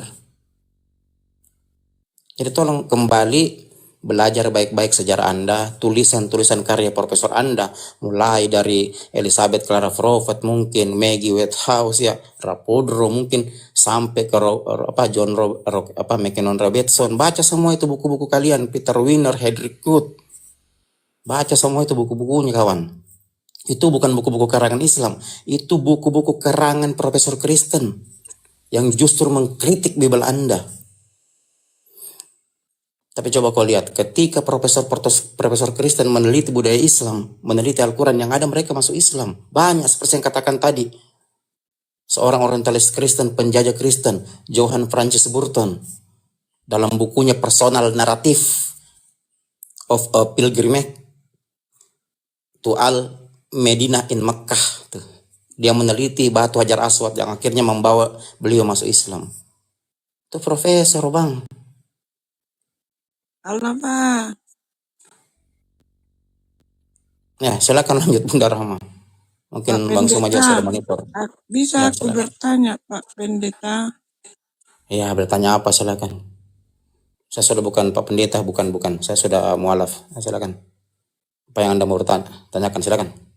Kenapa Pak Pendeta bahas Alkitab, bukan pendeta? Oke, saya jelaskan ya. Bang, ini ranah diskusi lintas agama. Kalau Anda pernah sekolah ilmu perbandingan agama, mulai kau masuk kelas sampai keluar kelas, itu yang dibahas agama-agama. Tujuannya apa? Untuk mengedukasi, untuk mendapat wawasannya, mencari persamaan-persamaan dan perbedaan satu agama. Pernah sekolah di perbandingan agama? Kuliah di Kenapa perbandingan cuma agama? Alkitab kalian bahas, nggak pernah Al-Quran? Tanyalah kalau Anda mau kita bahas Al-Quran, Anda tanya tentang Al-Quran, silakan kita bahas Al-Quran. Sudah malu baca Al-Quran. Bukan sudah malu karena tidak ada yang bertanya. Cobalah kau bertanya tentang Al-Quran, pasti kita bahas Al-Quran. Yang mana kau bahas di Al-Quran? Begitu. Kenapa ada dibilang di sorga sibuk pecah perawan? Hah? Coba di mana datanya itu sibuk pecah perawan? Coba. Tengoklah di situ di Al-Quran itu. Di mana? Surah berapa coba? Surah berapa? Ayat Ya berapa, ada coba? di situ Iya, tertulis. coba di mana? Kalau Tuhanmu itu ya memecahkan perawan Maria itu Tuhanmu. Kenapa di sorga ada iming-imingnya sibuk pecah perawan di situ? Kita tidak tanya, kasih coba datanya. Pakai Berarti data. kalian nggak pernah baca. Nih orang kita itu kalau bertanya Bang ya itu kita ada dasarnya pertanyaan kita. Kalau tidak ada dasarnya itu berarti kita bertanya melebihi bodohnya kita dari anak TK. Seorang bertanya itu karena ketidaktahuannya tentang hal itu. Tapi walaupun dia tidak tahu, dia punya dasar apa maksud pertanyaannya. Kalau kau naik hanya bertanya hanya untuk mencari kesalahan, hanya untuk framing, salah. Bukan begitu dalam ranah dialektika. Berkali-kali saya jelaskan kawan-kawan, kalau kita naik di ranah dialektika, ya hukum dialektika itu bagaimana kita bisa membangun konstruksi berpikir yang menciptakan force of the better argument, kekuatan argumen yang lebih baik. Persamaan ajaran Islam dan ajaran satanik adalah hawa nafsu. Kan begitu. Yang dilakukan ajaran satanik adalah seks di bumi. Kenapa kalian? Kalau saya narasi kejang-kejang kalian nih. Saya ajari kalian cara berdialektika dengan baik. Naiklah berbasis argumen, bukan berbasis sentimen. Saya bicara sejarah, budaya, filsafat untuk buka pemikiran kalian. Yang falasio keliru, falasis memahami budaya kalian. Tidak usah kejang-kejang kalian. Tanya saja, Anda mau tanya tentang Islam, tanya yang mana. Yang penting ada dasar pertanyaan Anda. Anda bilang di ayat Al-Quran, buka ayatnya. Surah berapa, ayat berapa, kita bahas bersama. Tentu tidak melupakan disiplin-disiplin ilmu. Begitu juga dengan Bible. Begitu kawan, kalau berdiskusi. Jangan menghujat, apalagi menyerang persona. Ya, permisi Abang, maaf ya, saya tidak bermaksud menghujat. Tapi ini Abang Goto tadi, menghujat. Kalau aku diberikan izin saja. Tapi kalau tidak diberikan izin, saya akan tunggu. Enggak apa-apa? Oke, maaf ya. Bang Goto, tadi Bang Goto berbicara tentang Paulus. Apa pengetahuan Bang Goto tentang Paulus? Oke. Bang Goto dari Islam ya? Oke. Ya, Abang siapa saya namanya? Saya ibu, bukan Abang. Jawabannya Bang Goto. Paulus itu mantan penjahat. Ya oke, saya jelaskan. Abang, perlu Abang ingat ya. Benar. Satu hal yang harus Muslim ingat, tidak mencomot satu kalimat, ya. Karena sebelum akan bertanya Paulus. Enggak, tunggu sebentar Bang Goto. Saya hanya menanggapi ini handicap ini. Bang, jangan biasakan untuk mencomot kalimat atau ayat-ayat Emang salah dia seperti mantan itu. pembunuh? Dengerin Salah. Abang dengerin. Saya punya data tentang Paulus. Jadi tolong please shut the fuck up. Coba kita dengar datanya tentang Paulus. Bang Goto, saya bertanya sama kamu. Apa yang kamu ketahui tentang Paulus? Iya, pertama mantan pembunuh. Diam. Kamu Diam, Islam, saya kamu jelaskan. pura-pura Iya, diam, kamu lebih saya tahu tentang Paulus. jelaskan. Diam, saya jelaskan. Kau bertanya, kau ngerocos. Oke, saya akan jelaskan. Paulus itu pembunuh, matinya dipenggal, tidak jelas orang tuanya, itu yang saya tahu. Bunda Rahma, tanpa Itu kamu saya tahu. ketahui. Dengerin. Ya. Aku bertanya, Bu. Lihat ini. Saya membaca ini lebih dari 5 kali. Jadi saya tahu siapa orang tuanya Paulus? Siapa orang tuanya Paulus? So Biar dulu, please Bunda, shut the fuck up. Ya, sudah. Sorry, saya nggak bermaksud untuk kasar, tapi Oke. Sudah. Kau kan bertanya, saya jawab, makanya. Iya, saya bertanya sama kamu. Apa yang kamu ketahui tentang Paulus? Sudah. Kau mute. Emosi Saya jawab. yang dibawa. Mute. Iya, ini kalau saya narasi mereka selalu kejang-kejang. Oke, kau mute ya, saya mute dulu ya, tunggu. Oke. Jadi Paulus itu seorang yang lahir di tanah Kilikia, Tarsus ya. Nah, Tarsus, tanah Kilikia itu bukan bagian dari Israel, tapi bagian dari Turki ya, terutama Turki bagian tengah selatan ya. Paulus dibesarkan oleh Imam Gamaliel. Jadi ketika beliau berumur ya balita, orang tuanya membawa Paulus ke Imam Gamaliel. Imam Gamaliel ini salah satu guru dalam pengajaran Yahudi yang dikenal dengan mazhab Bet Hillel. Jadi beliau ini penganut Bet Hillel. Paulus sepanjang hidupnya ya, sebenarnya Paulus itu tidak menyukai orang-orang Kristen. Ya, kita bisa lihat dari beberapa ayat dalam Bible Anda. Paulus terutama di Kisah Rasul ya, 22 ayat yang keempat, Paulus mengaku bahwa Paulus telah membunuh orang-orang di jalan Tuhan ya. Bahkan memenjarakan mereka, sebagian dari antara mereka dibunuh oleh Paulus. Lalu Paulus mengaku bertobat karena bertemu Yesus. Dalam Kisah Rasul 9 ayat yang keempat hingga terakhir, Paulus mengaku bertemu Yesus di jalan menuju Damsyik. Lalu beliau mengalami kebutaan ya, beliau mengalami kehilangan ingatan, lalu dibawa ke seorang yang dikatakan murid dari Yesus sendiri. Dari ke-70 murid itu bernama Ananias. Lalu Ananias menumpangkan tangan sehingga Paulus kembali melihat. Di sini yang perlu kita pahami bersama kawan-kawan ya, karena saya tidak mengedukasi untuk Anda saja. Paulus sebenarnya ya, dalam sejarah yang dituliskan dalam salah satu buku yang di-cancel di internet, judulnya itu adalah Roman in Gospel karya James Horaldak ya, mengatakan bahwa sebenarnya ya maksud Paulus memberitakan ya surat-suratnya ya, atau mengirim surat ke beberapa jemaat seperti di Roma, Korintus itu bagian dari kepentingan politik, di mana Paulus itu menjadi penasehat dari ibu Kaisar Nero yang bernama Agrippina. Ada batasan itu. Akun yang radio.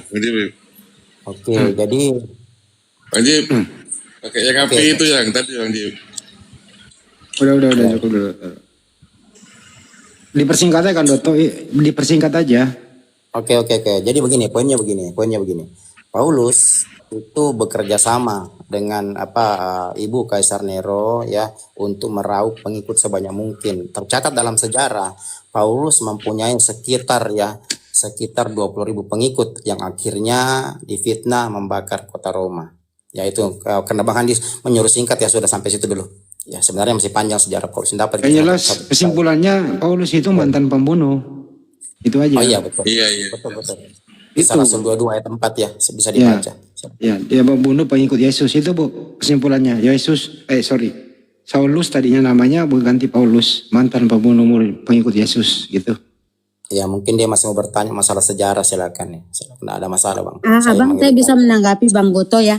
Bang Goto terima kasih banyak. Tadi Bang Goto sudah menjelaskan secara rinci, walaupun jujur sejujurnya, saya ini di depan saya ada data ya, dan saya membacanya sudah lebih dari 5 kali ya. Saya Kristen, saya dari Islam, saya masuk Kristen dan saya mempelajari Kristologi ya. Dengar ya Bang ya, dengar. Sebentar Bang. Yang saya cuma mau bilang sama Bang Handi Celebes. Oke, Bang Handi bisa bilang, oke, Paulus itu seorang pembunuh. Bang Handi, bagaimana kalau saya mirroring ke Bang Handi? Maaf, maaf Bang Handi. Tanpa Bang Handi ketahui, Bang Handi tahu siapa Paulus? Yang Bang Handi tahu, Paulus itu cuma seorang pembunuh. Iya, mantan pembunuh. Yang saya tahu, nabi kamu itu apa? Pedofil. Ini saya mirroring sekarang. Ini ada Bang Zuma. Saya bisa berani bicara seperti ini di depan Bang Zuma. Tertulis di mana? Datanya. Ayo, Bang Zuma. Datanya di mana? Datanya. Ntar dulu Bang Arif, saya lawan dia. Datanya Bang Zuma, permisi. Bang Zuma, saya menghormati Bang Zuma. Tapi karena perkataan dari Handi ini, terpaksa saya harus berkata seperti itu. Bang Zuma, maaf. Enggak usah minta maaf. Datanya di mana? Bang Zuma, oke, saya tunjukkan data. Pertama, Pak Handi. Pertama, orang yang menikahi anak berumur 6 tahun. Datanya di mana? Tertulis. Abang, dengerin. Lonte, anjing. Muhammad menikahi Aisyah. Weh, dasar monyet satu. Muhammad menikahi anak berumur 6 tahun. Oke. Memang kalau menikahi itu pedofil. Yang dimaksud dengan pedo itu, korbannya itu menjadi trauma seumur hidup. Justru ini rukun berkeluarga. Pedo itu artinya korbannya banyak. Ngerti gak sih arti pedo itu? Pedo itu korbannya banyak. Traumatik itu korban. Aisyah itu tidak trauma, malah sayang sama Nabi. Kalau Saulus ini kau marah. Saulus ini mantan pembunuh, jelas datanya. Dibacain tuh kau. Dibacain tuh. Pengikut Yesus itu dianiaya. Perjalanannya ke Damsik aja. Di dalam kisah para rasul itu. Dia minta surat tugas. Perjalanannya ke Damsik. Tujuannya apa? Ingin menganiaya murid-murid dalam perjalanan. Mereka dibutakan. Saulus ini orangnya jahat. Datanya jelas. Mau dibacakan datanya? Ya kaget tadi itu saya jelaskan. Itu pun baru. Kalau mama Tuhannya 13 tahun. Bapak terus Tuhannya 90 tahun. Udah. Pada tahu. Bukan, itu izin ya, Abang. Iya, silakan. Itu perempuan tadi itu udah ada di room sebelum ini di room Ustadz Madu. Dia bawa PDF dari Indonesian Islamic Fighter, Faith Fighter, pokoknya website pembenci Islam. Dia bawa PDF, dia tunjuk-tunjuk. Abis itu dia mau sombong-sombong, dia lagi di hotel. Bukan di hotel sih, kayak villa, kamar, kayak losmen gitu. Habis itu dia nyuruh-nyuruh satpam. Padahal satpamnya bilang, Bu, ini berisik, ganggu tamu yang lain. Tapi dia tetap teriak-teriak. Ini kayaknya ini anak indigo apa sakit. Jadi diinin aja. itu kalau ada anaknya tolong jangan dikasih wifi, kenapa sih emaknya begitu? Bang Jibril, dia ngerti korban pedo itu apa sih? Trauma nggak itu korban pedo?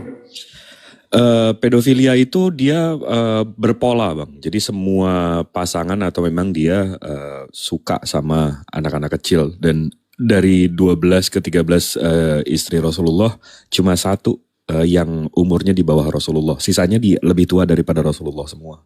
Ya. Jadi kalau tuduhannya kayak gitu kurang tepat. Sangat keji, makanya saya bilangin tadi ya binatang itu.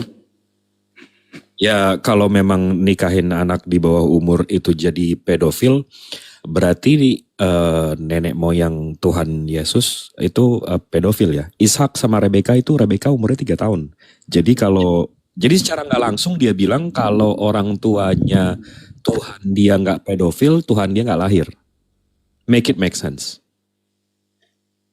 Pak Yusuf kalau nggak salah umur 90 tahun juga.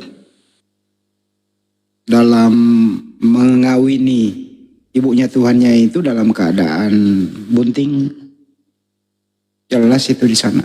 Tapi kita nggak mau bawa itu loh. Ini kan berbicara dia sendiri yang pertama. Siapa itu Paulus? Kita jawab sesuai tertulis. Tertulis bahwa Saulus itu memang mantan penganiaya. Atau bernama Saulus, dia membunuh pengikut Yesus kok. Jelas datanya di sana. Gitu. Jangan tadi bisa narasi sejarah begitu.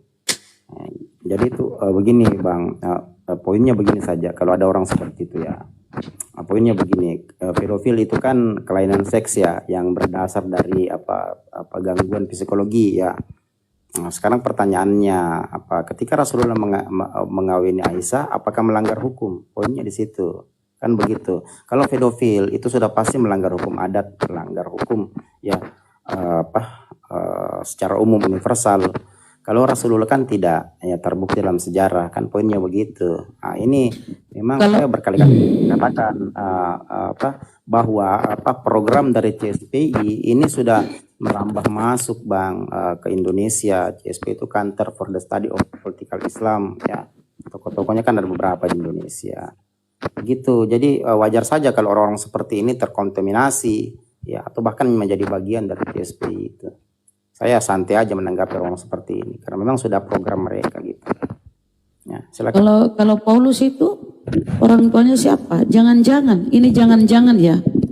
Aku nggak ada ininya, cuma kan tidak ditahu siapa ini orang tuanya. Ini gelap gulita ini orang tuanya. Jangan-jangan dia hasil, jangan-jangan. Nggak boleh begitu juga Bun. Iya, yang jelas aku nggak lanjutkan lah. Orang tuanya itu kalau nggak salah orang Yahudi. Tapi dia berkewarganegaraan Romawi. Tapi nggak disebut siapa. Orang Yunani ya. Tapi nggak disebut nama orang tuanya siapa.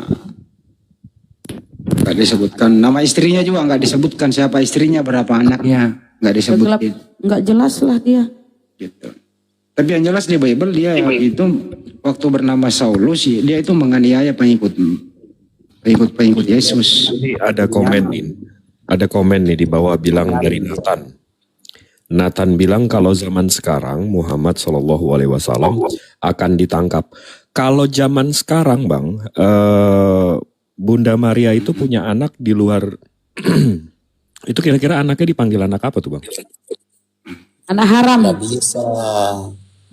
Kan kau katakan bahwa kalau zaman sekarang Rasulullah ditangkap, tidak bisa karena seseorang itu baru dikatakan bersalah di mata hukum itu ada prosesnya, terutama keberatan orang yang merasa jadi korban. Kalau Aisyah tidak merasa jadi korban, malah rukun. Kalau kau bilang Muhammad zaman sekarang ditangkap, salah. Orang tuanya menjadi wali kok. Orang tuanya merestui menjadi wali. Kita mirroring aja. Kira-kira Yesus dipanggil anak apa kalau zaman sekarang?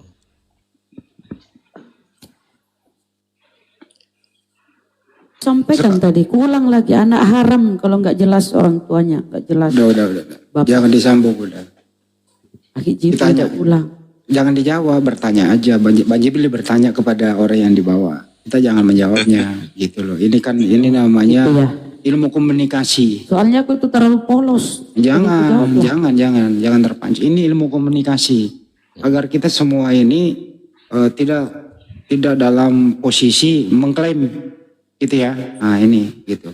Dia harus pinter. Dia bilang di bawah umur lah. Emang Bunda Maria pas hamil umur berapa?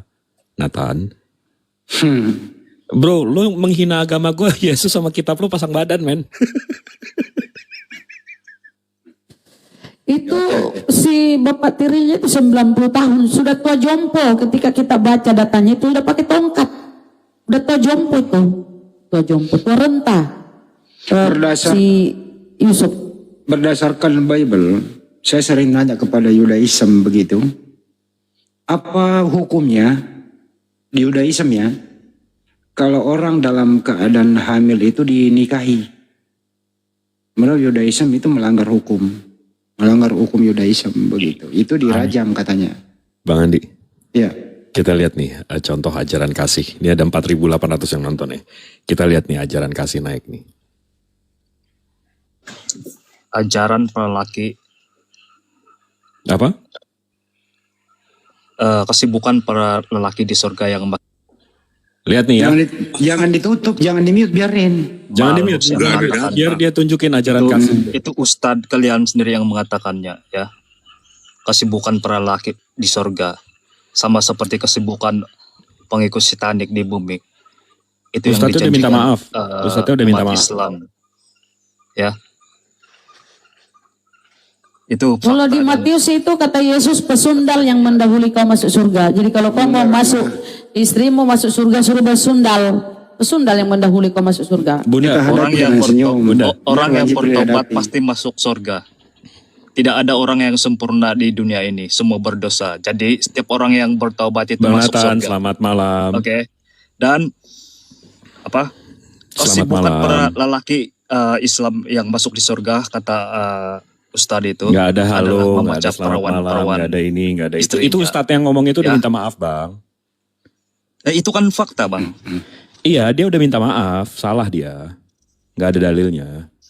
Ada dia menyebut ayat dia lagi, Bang. Ya udah. Apa ayat apa coba kasih tahu.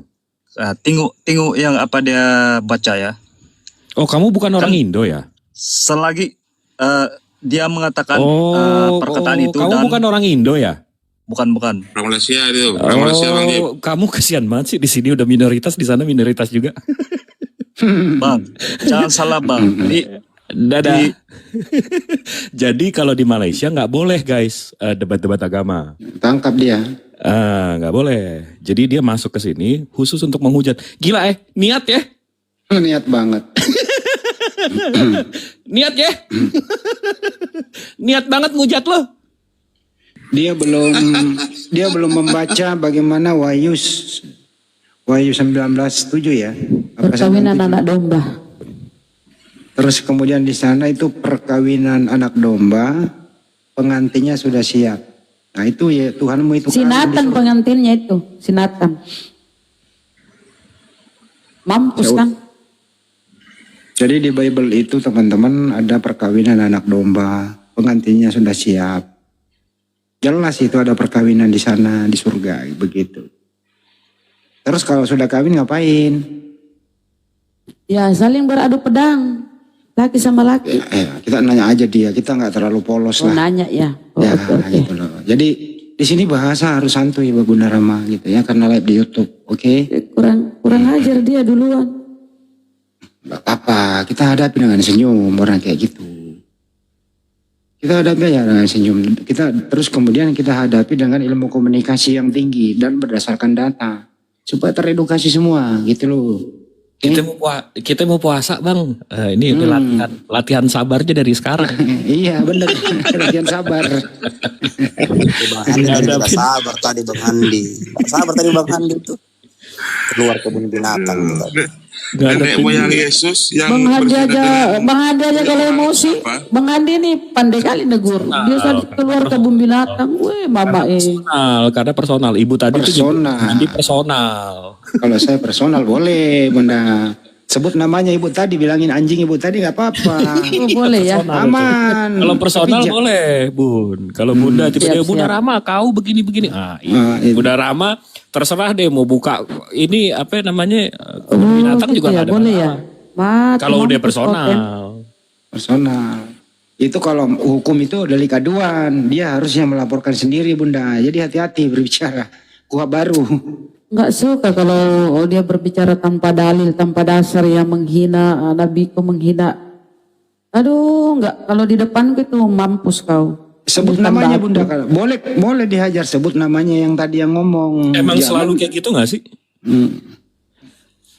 Kafir-kafir penyembah berhala, penyembah anak-anak Tuhan ini akan selalu menistakan Tuhan dan nabinya nggak sih?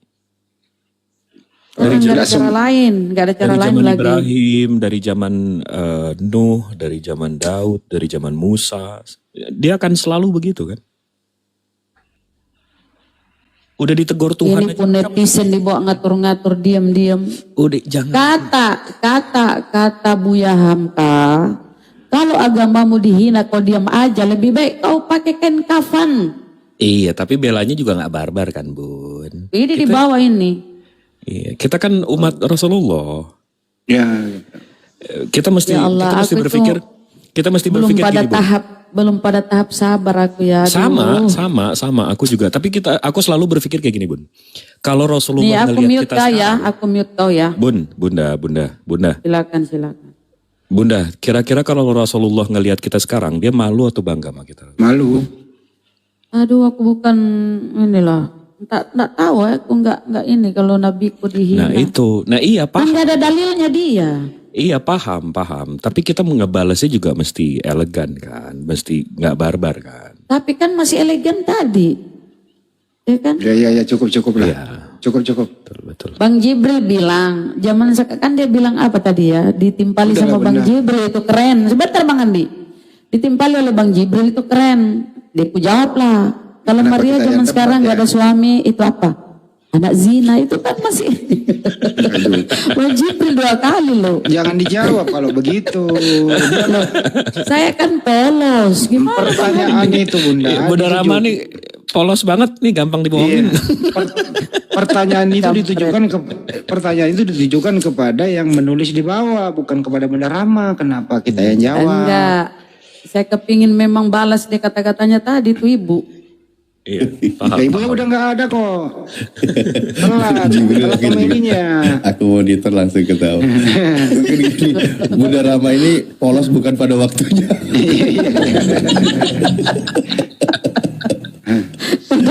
Udah lewat umur ya Ustadz ya. Ya Allah. Jadi kalau ingin barbaran, sebut namanya ke personalnya aja. Jangan secara keseluruhan. Karena tidak semua Kristen seperti itu. Karena tidak semua, saya rasa Kristen juga banyak yang nggak setuju loh kalau ada yang barbaran kayak tadi gitu loh. Jadi kalau mau hajar orangnya aja kayak gue tadi. Bu anjing lu, aman udah nggak apa-apa. Ibunya sendiri gitu loh. Kan aman itu. Kalau dia keberatan ya silakan ketemu gua kan. Kalau dia LP-in gua, ketemu gua gitu loh. Nah gitu kira-kira Bunda. Jadi cari aman, gitu ya. Aku nggak inilah. Aku gimana ya aku? Itu spontanitas. Nggak bisa aku buat-buat tuh. Paham. Itu girohnya, paham. Giroh. Semangatnya. Hati-hati Udah, sekarang lah ya. Naik Pir, mumpung masih jam 1 nih, kita ngobrol-ngobrol nih Pir. Latihan sabar kita nih. Latihan puasa. Ya, harusnya itu jadi gini solusinya ya teman-teman. Kalau menghujat langsung diklik aja. Ya gini Bunda, kalau ada Kristen naik di sini, cukup dia aja yang kita ajak diskusi, karena dia tidak mewakili juga semua Kristen yang lain, dia aja gitu loh. Oke? Dianya aja. Oke? Oke. Gitu. Sekarang bagian Ustaz Tahta meluruskan Ustaz Tahta tentang pedofil itu.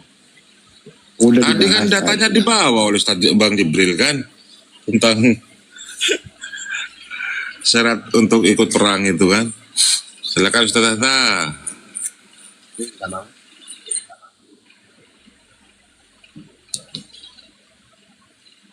Masih banyak juga Kristen kalau naik diskusi bawa data pedo itu ya.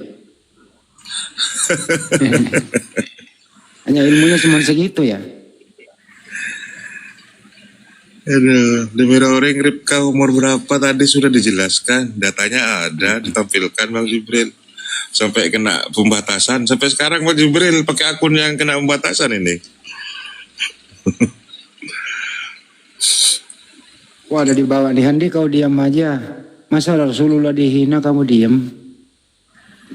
Terus kamu naik di sini lah marah-marah bro. Diem kok, kita bela. Oke, Saya kalau tadi bela.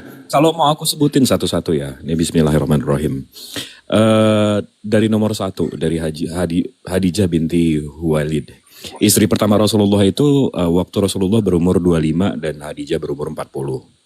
Habis itu istri kedua Rasulullah itu namanya Saudah binti Zam'ah. Dia dinikahi setelah Hadijah wafat. Dia adalah janda tua. Tujuannya itu untuk melindungi. Itu nomor 2. Nomor 3, ini adalah satu-satunya istri Rasulullah yang gadis. Tujuannya adalah untuk pendidikan.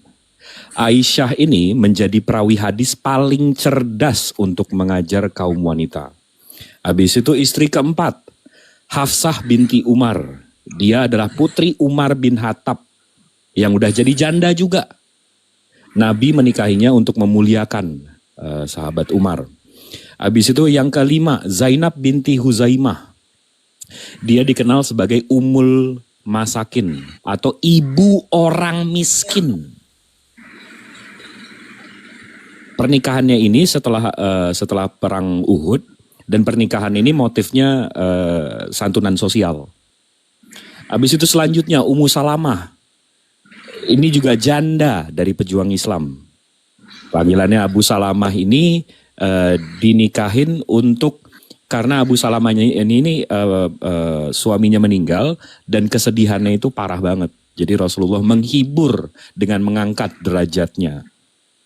Habis itu Zainab binti Jasi, ini yang selalu difitnah-fitnah. Itu perintahnya ada di Al-Ahzab ayat 37. Ini untuk menghapuskan tradisi jahiliyah yang menganggap anak angkat sama dengan anak kandung. Habis itu setelahnya 8, Juwairah binti Al-Harith. Ini tawanan perang dari Bani Mustalik. Yang dinikahin ini untuk diplomasi. Kenapa? Karena setelah Rasulullah menikahinya, semua tawanan suku itu dibebasin. Jadi nggak ada perang saudara atau pemberontakan. Habis itu Ummu Habibah. Ini putri dari Abu Sufyan. Ini tokoh Quraisy memang. Nah, pernikahannya ini untuk melunakkan hati keluarga Abu Sufyan terhadap Islam, karena yang si kafir Quraisy ini kasar banget, keras banget. Habis itu yang ke-10, Safiyah binti Huyai. Nah, dia ini pemimpin Yahudi. Dia habis perang, ditawan, selesai perang Khaybar. Habis itu Rasulullah memerdekakannya. Setelah dimerdekakan, baru dinikahi, baru berdamai dengan kaum Yahudi zaman itu. Habis itu yang ke-11, Maimunah binti Al-Harith. Ini untuk mempererat Bani Hilal. Bani Hilal ini kaum yang di sekitar Mekah. Karena ini setelah penundukan Mekah. Habis itu terakhir, Maria Al-Qibtiyah. Dia ini Kristen Koptik dari Mesir yang jadi tawanan, habis itu dibebasin, habis itu nih dia jadi punya anak Nabi Muhammad yang namanya Ibrahim. Semuanya sah. Dan semuanya janda-janda tua. Jadi apa nih yang mau diributin nih, coba deh. Ini adalah, ini semua ada maksud kemaslahatan, tidak ada indikasi nafsu gitu ya. Bener ya, Bang Jibril? Iya, yang mana? Yang mana yang pakai nafsu itu yang mana? Nggak ada, semua kemaslahatan, ada tujuan tertentu, diplomasi, mengangkat derajat dan seterusnya gitu ya. Jelas. Nah, itu.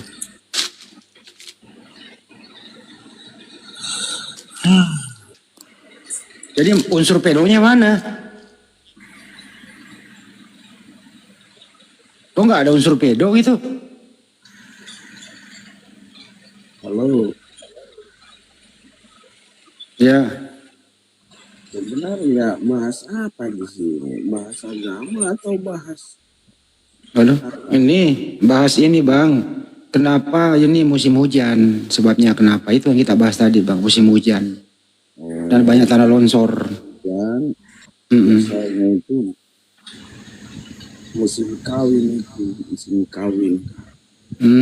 Apa hubungannya Bang? Ya justru hujan, hawanya dingin. Nggak, ini nggak, gue kayak ngomong maji bolot nih. Gue udah jelasin 13 motivasi pernikahannya semua, nggak sampai 5 menit habis itu dibilang tukang kawin. Itu opung itu. Kayak ngomong maji bolot nggak gue? Kayak Haji Malih nggak gue? Tahu itu kakekku itu. Setan emang lo, capek banget. Bang Jibril ngejelasin, dia nanya ini bahas apa? Ya gue bahas aja mengenai musim hujan gitu loh. Banyak tanah longsor. Pantes saya nggak lulus sekolahnya.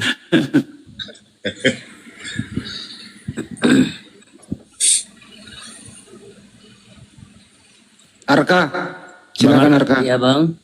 Ada gimana Abang, Muslim non Muslim? Muslim bang. Assalamualaikum warahmatullahi wabarakatuh. Waalaikumsalam warahmatullahi wabarakatuh. Gimana kabarnya, Bang? Ada yang mau disampaikan, Bang? Silakan. Ada yang tidak ingin disampaikan?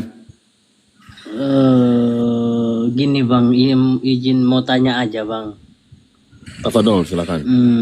Kenapa itu agama sebelah kalau debat ujung-ujungnya kok menghujat, kenapa ya bang? Memang udah tabiatnya, Bang. Kalau saya sih berpikirnya begini, history will repeat itself, sejarah akan selalu berulang, Bang. Jadi dari cerita kenapa sih Allah Subhanahu wa taala menceritakan tentang nabi-nabi sebelum-sebelumnya ini di Al-Qur'an? Ya karena ini. Karena akan ada orang-orang penyembah makhluk, penyembah anak Tuhan, penyembah berhala yang akan menistakan Tuhan dan nabinya, Bang, utusannya. Akan selalu seperti itu. Abang coba baca aja cerita nabi-nabi, Bang. Ada nggak yang nggak ada itunya? Pasti ada. Dan mereka bangga dengan kekayaan mereka. Mereka bangga dengan kemajuan mereka. Tapi lihat, kalau dilihat dari sejarah lagi, history will repeat itself. Yang paling tajir yang dihadapin Musa, itu siapa, Bang? Firaun. Iya, mereka bangga dengan New York, dengan maju, dengan Einstein, dengan ini, dengan itu, dengan handphone, dengan ini. Sementara muslim-muslim ini, pengikut para nabi, kita nggak perlu itu, Bang. Yang perlu iman. Iya sih.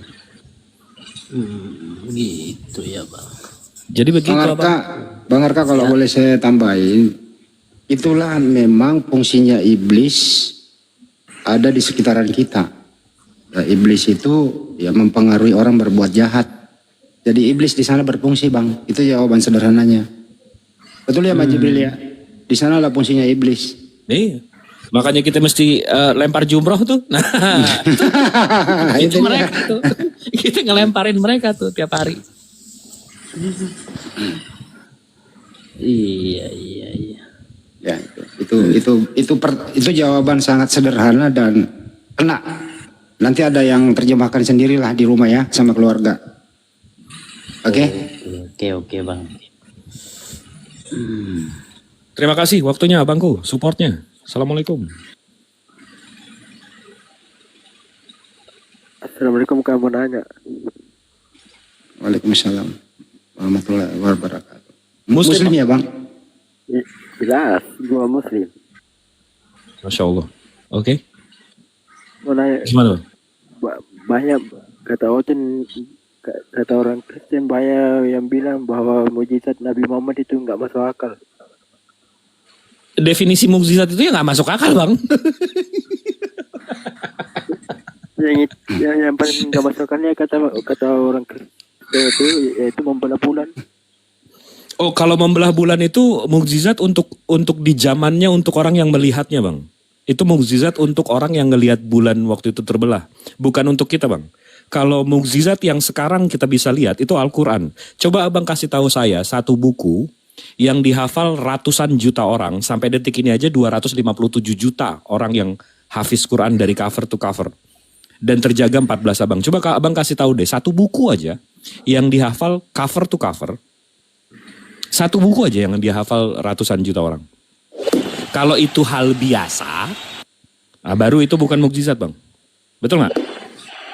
Betul. Nah ya udah. Itu jawabannya, Bang. Mantap itu.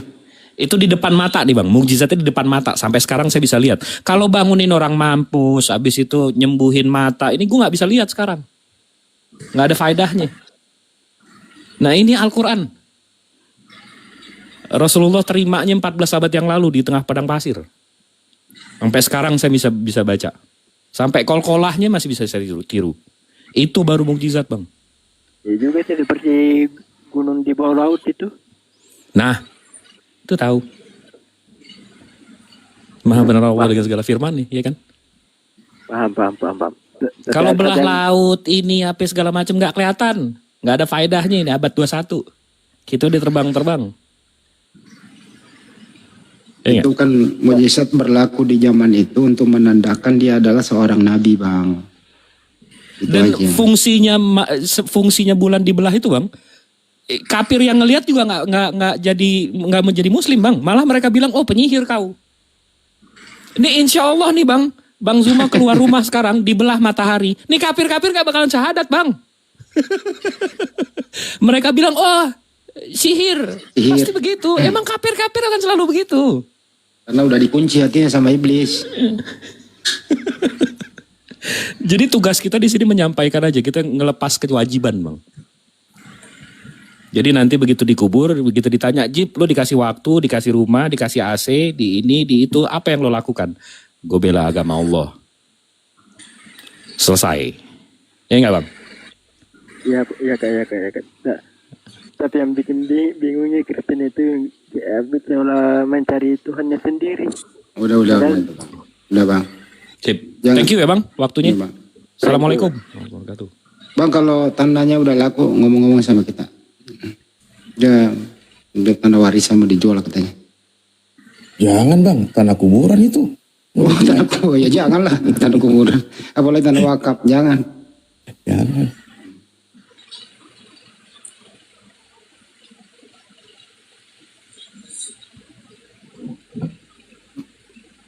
Mujizat juga ya. Mujizat itu kan dari Al-Quran juga ya. Karena serba salah Bang Andi. Serba salah maksudnya kalau ditanya, oh itu Nabi Muhammad pernah belah bulan.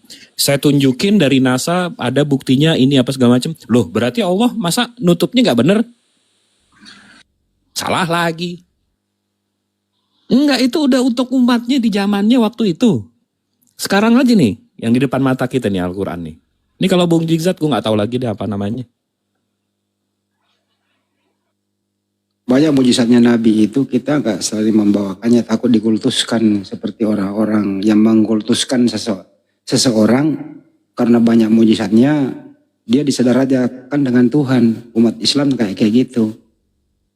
Jadi Nabi Muhammad mujizatnya banyak, bisa nyembuhin orang sakit juga, tapi kita gak bahas itu. Nanti pada dikultuskan lagi, nanti disederajakan lagi sama Tuhan. Nongol lagi nanti Dwi Teos, jangan. Ini sih yang tadi naik di atas Bang Raja Padoha tadi. Dia bilang agama tukang kawin cerai. Dari yang gue jelasin tadi, di mana Rasulullah kawin cerai. Coba. Dia nggak nyimak kayaknya atau nggak? Kayaknya nggak sampai nih orang nih. Apa dia korban dicerain bininya Muslim?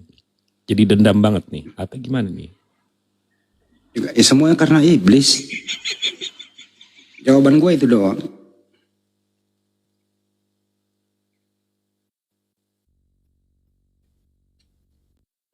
Udah mendarah daging itu. Contohnya kayak si Arom. Si Arom itu orangnya teman-teman lo tahu nggak? Saya bongkar dikit si Arom ya. Secara umum aja nih. Itu niatnya itu mempelajari Islam itu ingin jadi misionaris, jadi C6 dia. Tapi seiring waktu galau dia. Lah kalau sudah menemukan kebenaran ngapain gitu loh. Ya wes syahadat lah. Tapi niatnya itu ingin mempelajari, mencari kekurangan. Dia belajar Al-Quran lah dia. Secara terbuka, secara independen. Itu kira-kira. Tapi Bang Andi, aku ngelihatnya yang di TikTok aja ya 2 minggu terakhir ini. Bang Andi inget gak ada satu yang murtad tuh, tukang cukur? Iya, kenapa dia? Emang maha benar Allah dengan segala firman-Nya, emang cobaan kita ya. Satu murtad keluar dari Islam, tukang cukur, yang masuk ke S2. Oh iya. Si Novan itu Bang Jibi ya, Novan. Gila mau puasa hikmahnya ada aja.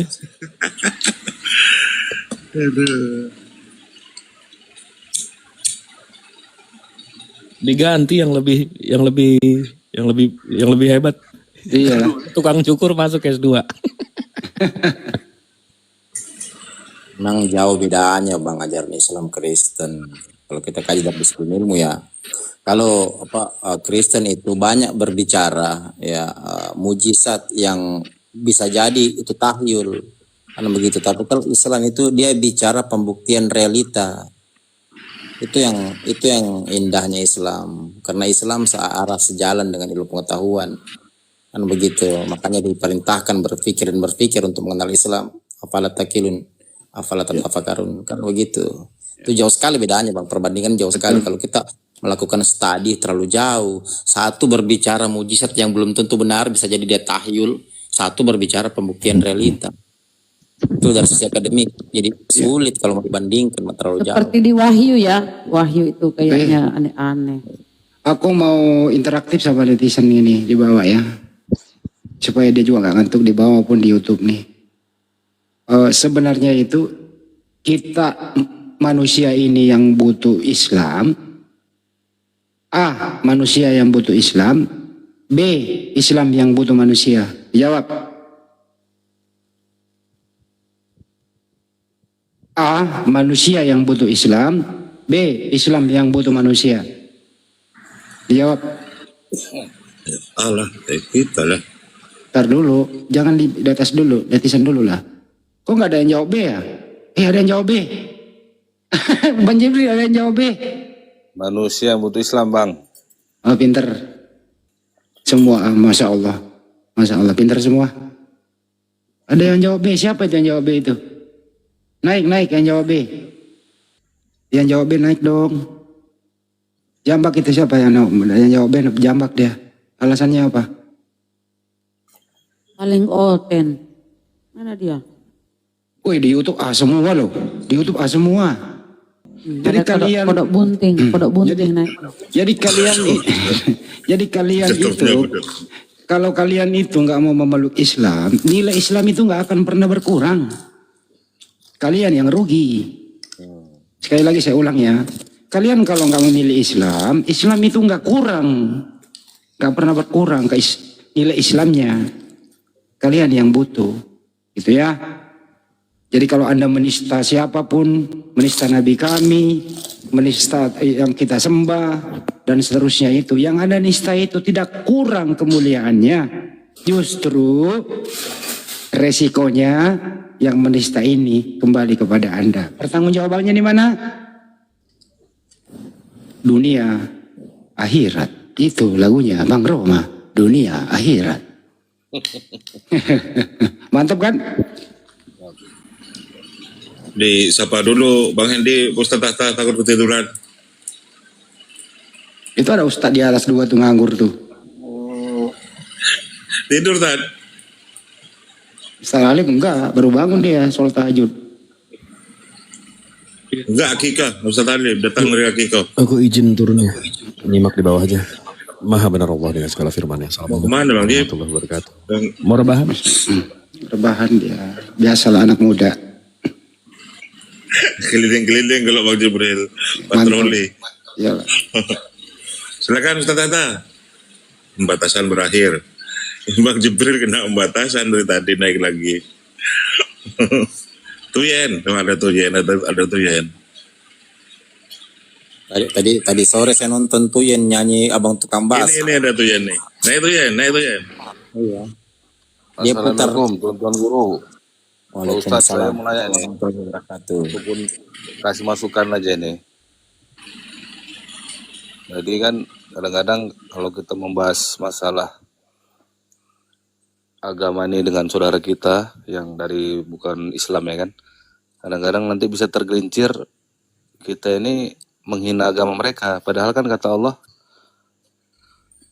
surat Al-An'am ayat 108, jangan kita itu menghina agama mereka, nanti mereka itu bisa membalasnya gitu kan. Nah, jadi maksudnya ya ke depan kadang-kadang ada komen-komen itu kata-kata yang kasar, kata-kata kotor, ataupun terjebak gitu kita dalam bahasa-bahasa yang menghina. Padahal kan Islam ini kan rahmatan lil alamin. Udah sering diingatkan itu Bang. Iya, ya kadang-kadang itu sering kali itu, makanya sering kita ingatkan lagi dan lagi kan sampai kita tiada lagi kan. Karena kan Islam ini kan indah dia, beautiful life, beautiful of din. Ya kan? Bagaimana kita saling menjaga gitu kan. Kita ingatkan lagi saudara-saudara kita dengan kasih sayang. Ya kan, kita doakan ya kan. Nah, jangan sampai kita ini kesan pertama tidak begitu baik, selanjutnya akhirnya mereka bukan jadi asbab hidayah, akhirnya mereka lari daripada hidayah. Udah Bang, Jadi kita, sudah sering kita itu udah paham itu, makanya kita di sini itu ya kalau bagus tuh Bang. kalau berbicara diskusi sama mereka itu kita berdata Bang, nggak ada hujatan, kita berdata kok, oke? Iya, bagus tuh Bang. Kalau sama mereka oke lah. Cuman teman-teman kita yang lain ini kita ingatkan juga, karena kadang-kadang yang dia itu sudah pengalaman bagus lah, sudah bisa menjaga. Tapi yang saudara-saudara kita yang lain ini perlu kita kasih ini juga Bang, kita kasih masukan gitu kan. Kita kasih harus lapang hati kita, jangan sampai sempit hati, kita merasa ya itu ya karena agama Islam ini paling benar kan, paling bagus, tapi Oke Bang. akhlak kita usahakan kita jaga gitu kan. Itu Bang. Oke, makasih Sekedar Bang. mengingatkan bukan. Iya, makasih Bang. Masukan aja nih Ustadz. Iya, Bang, kan? iya. Aku mau interaktif lagi sama netizen sebentar ya Bang ya, biar mereka pada nggak ngantuk. Ada tuh Yen, naik tuh Yen. Pertanyaan lagi nih buat antum semua nih di live chat maupun yang ada di YouTube. Sederhana pertanyaannya, tinggal pilih A atau B. Pertanyaannya, atau langsung saya kasih jawabannya saja. Tuhan menciptakan Tuhan menciptakan manusia. B. Ganggu ini orang ini. Saya ulang ya. A. Tuhan menciptakan manusia. B. Tuhan menjadi manusia. Jawaban yang benar dijamin tak kasih hadiah. Ada yang banyak yang jawab A. A. Tuhan menciptakan manusia. B. Tuhan menjadi manusia. Silakan dijawab. Di YouTube juga cepetan jawab. Tuh asam mau tahu tuh. Nggak ada yang mau jawab B. Kok nggak ada yang jawab B? Kalau Ada yang jawab Oten. B. Ada yang jawab B nih. Naik. Oten Nggak apa-apa, itu makanya ini kan semacam apa. Naik yang jawab B. Bantu dong yang jawab B Yang dijawab. jawab C. Yang jawab C itu ateis. Bob, kau jawab apa Bob? Selamat pagi lah. Madu. Ini orang gila lagi malam-malam kayak gini. Iya nih, lagi makan ini. Jangan-jangan kau sudah diselokan Bob. Jadi yang jawab A, hadiahnya adalah sebuah doa dari kami di sini semua. Semoga antum semua ya, doa untuk antum semua. Semoga segala urusan antum semua dimudahkan oleh Allah Subhanahu wa taala. Termasuk nanti berisik ini si Bob ini. Termasuk nanti memasuki bulan suci Ramadan, semoga antum semua dipermudah dalam beribadah di bulan suci Ramadan, termasuk dijauhkan dari godaan-godaan setan yang terkutuk di siang hari. Karena godaan itu datangnya di siang hari kadang-kadang. Kenapa? Masih banyak warung-warung yang buka dan Anda lewat di sana. Jangan mampir di warung saat siang hari kalau dalam keadaan berpuasa. Semoga iman Anda dikuatkan. Hindarilah warung-warung itu kalau di siang hari. Setuju? Kalau di Makassar ndak ada buka Bang Andi.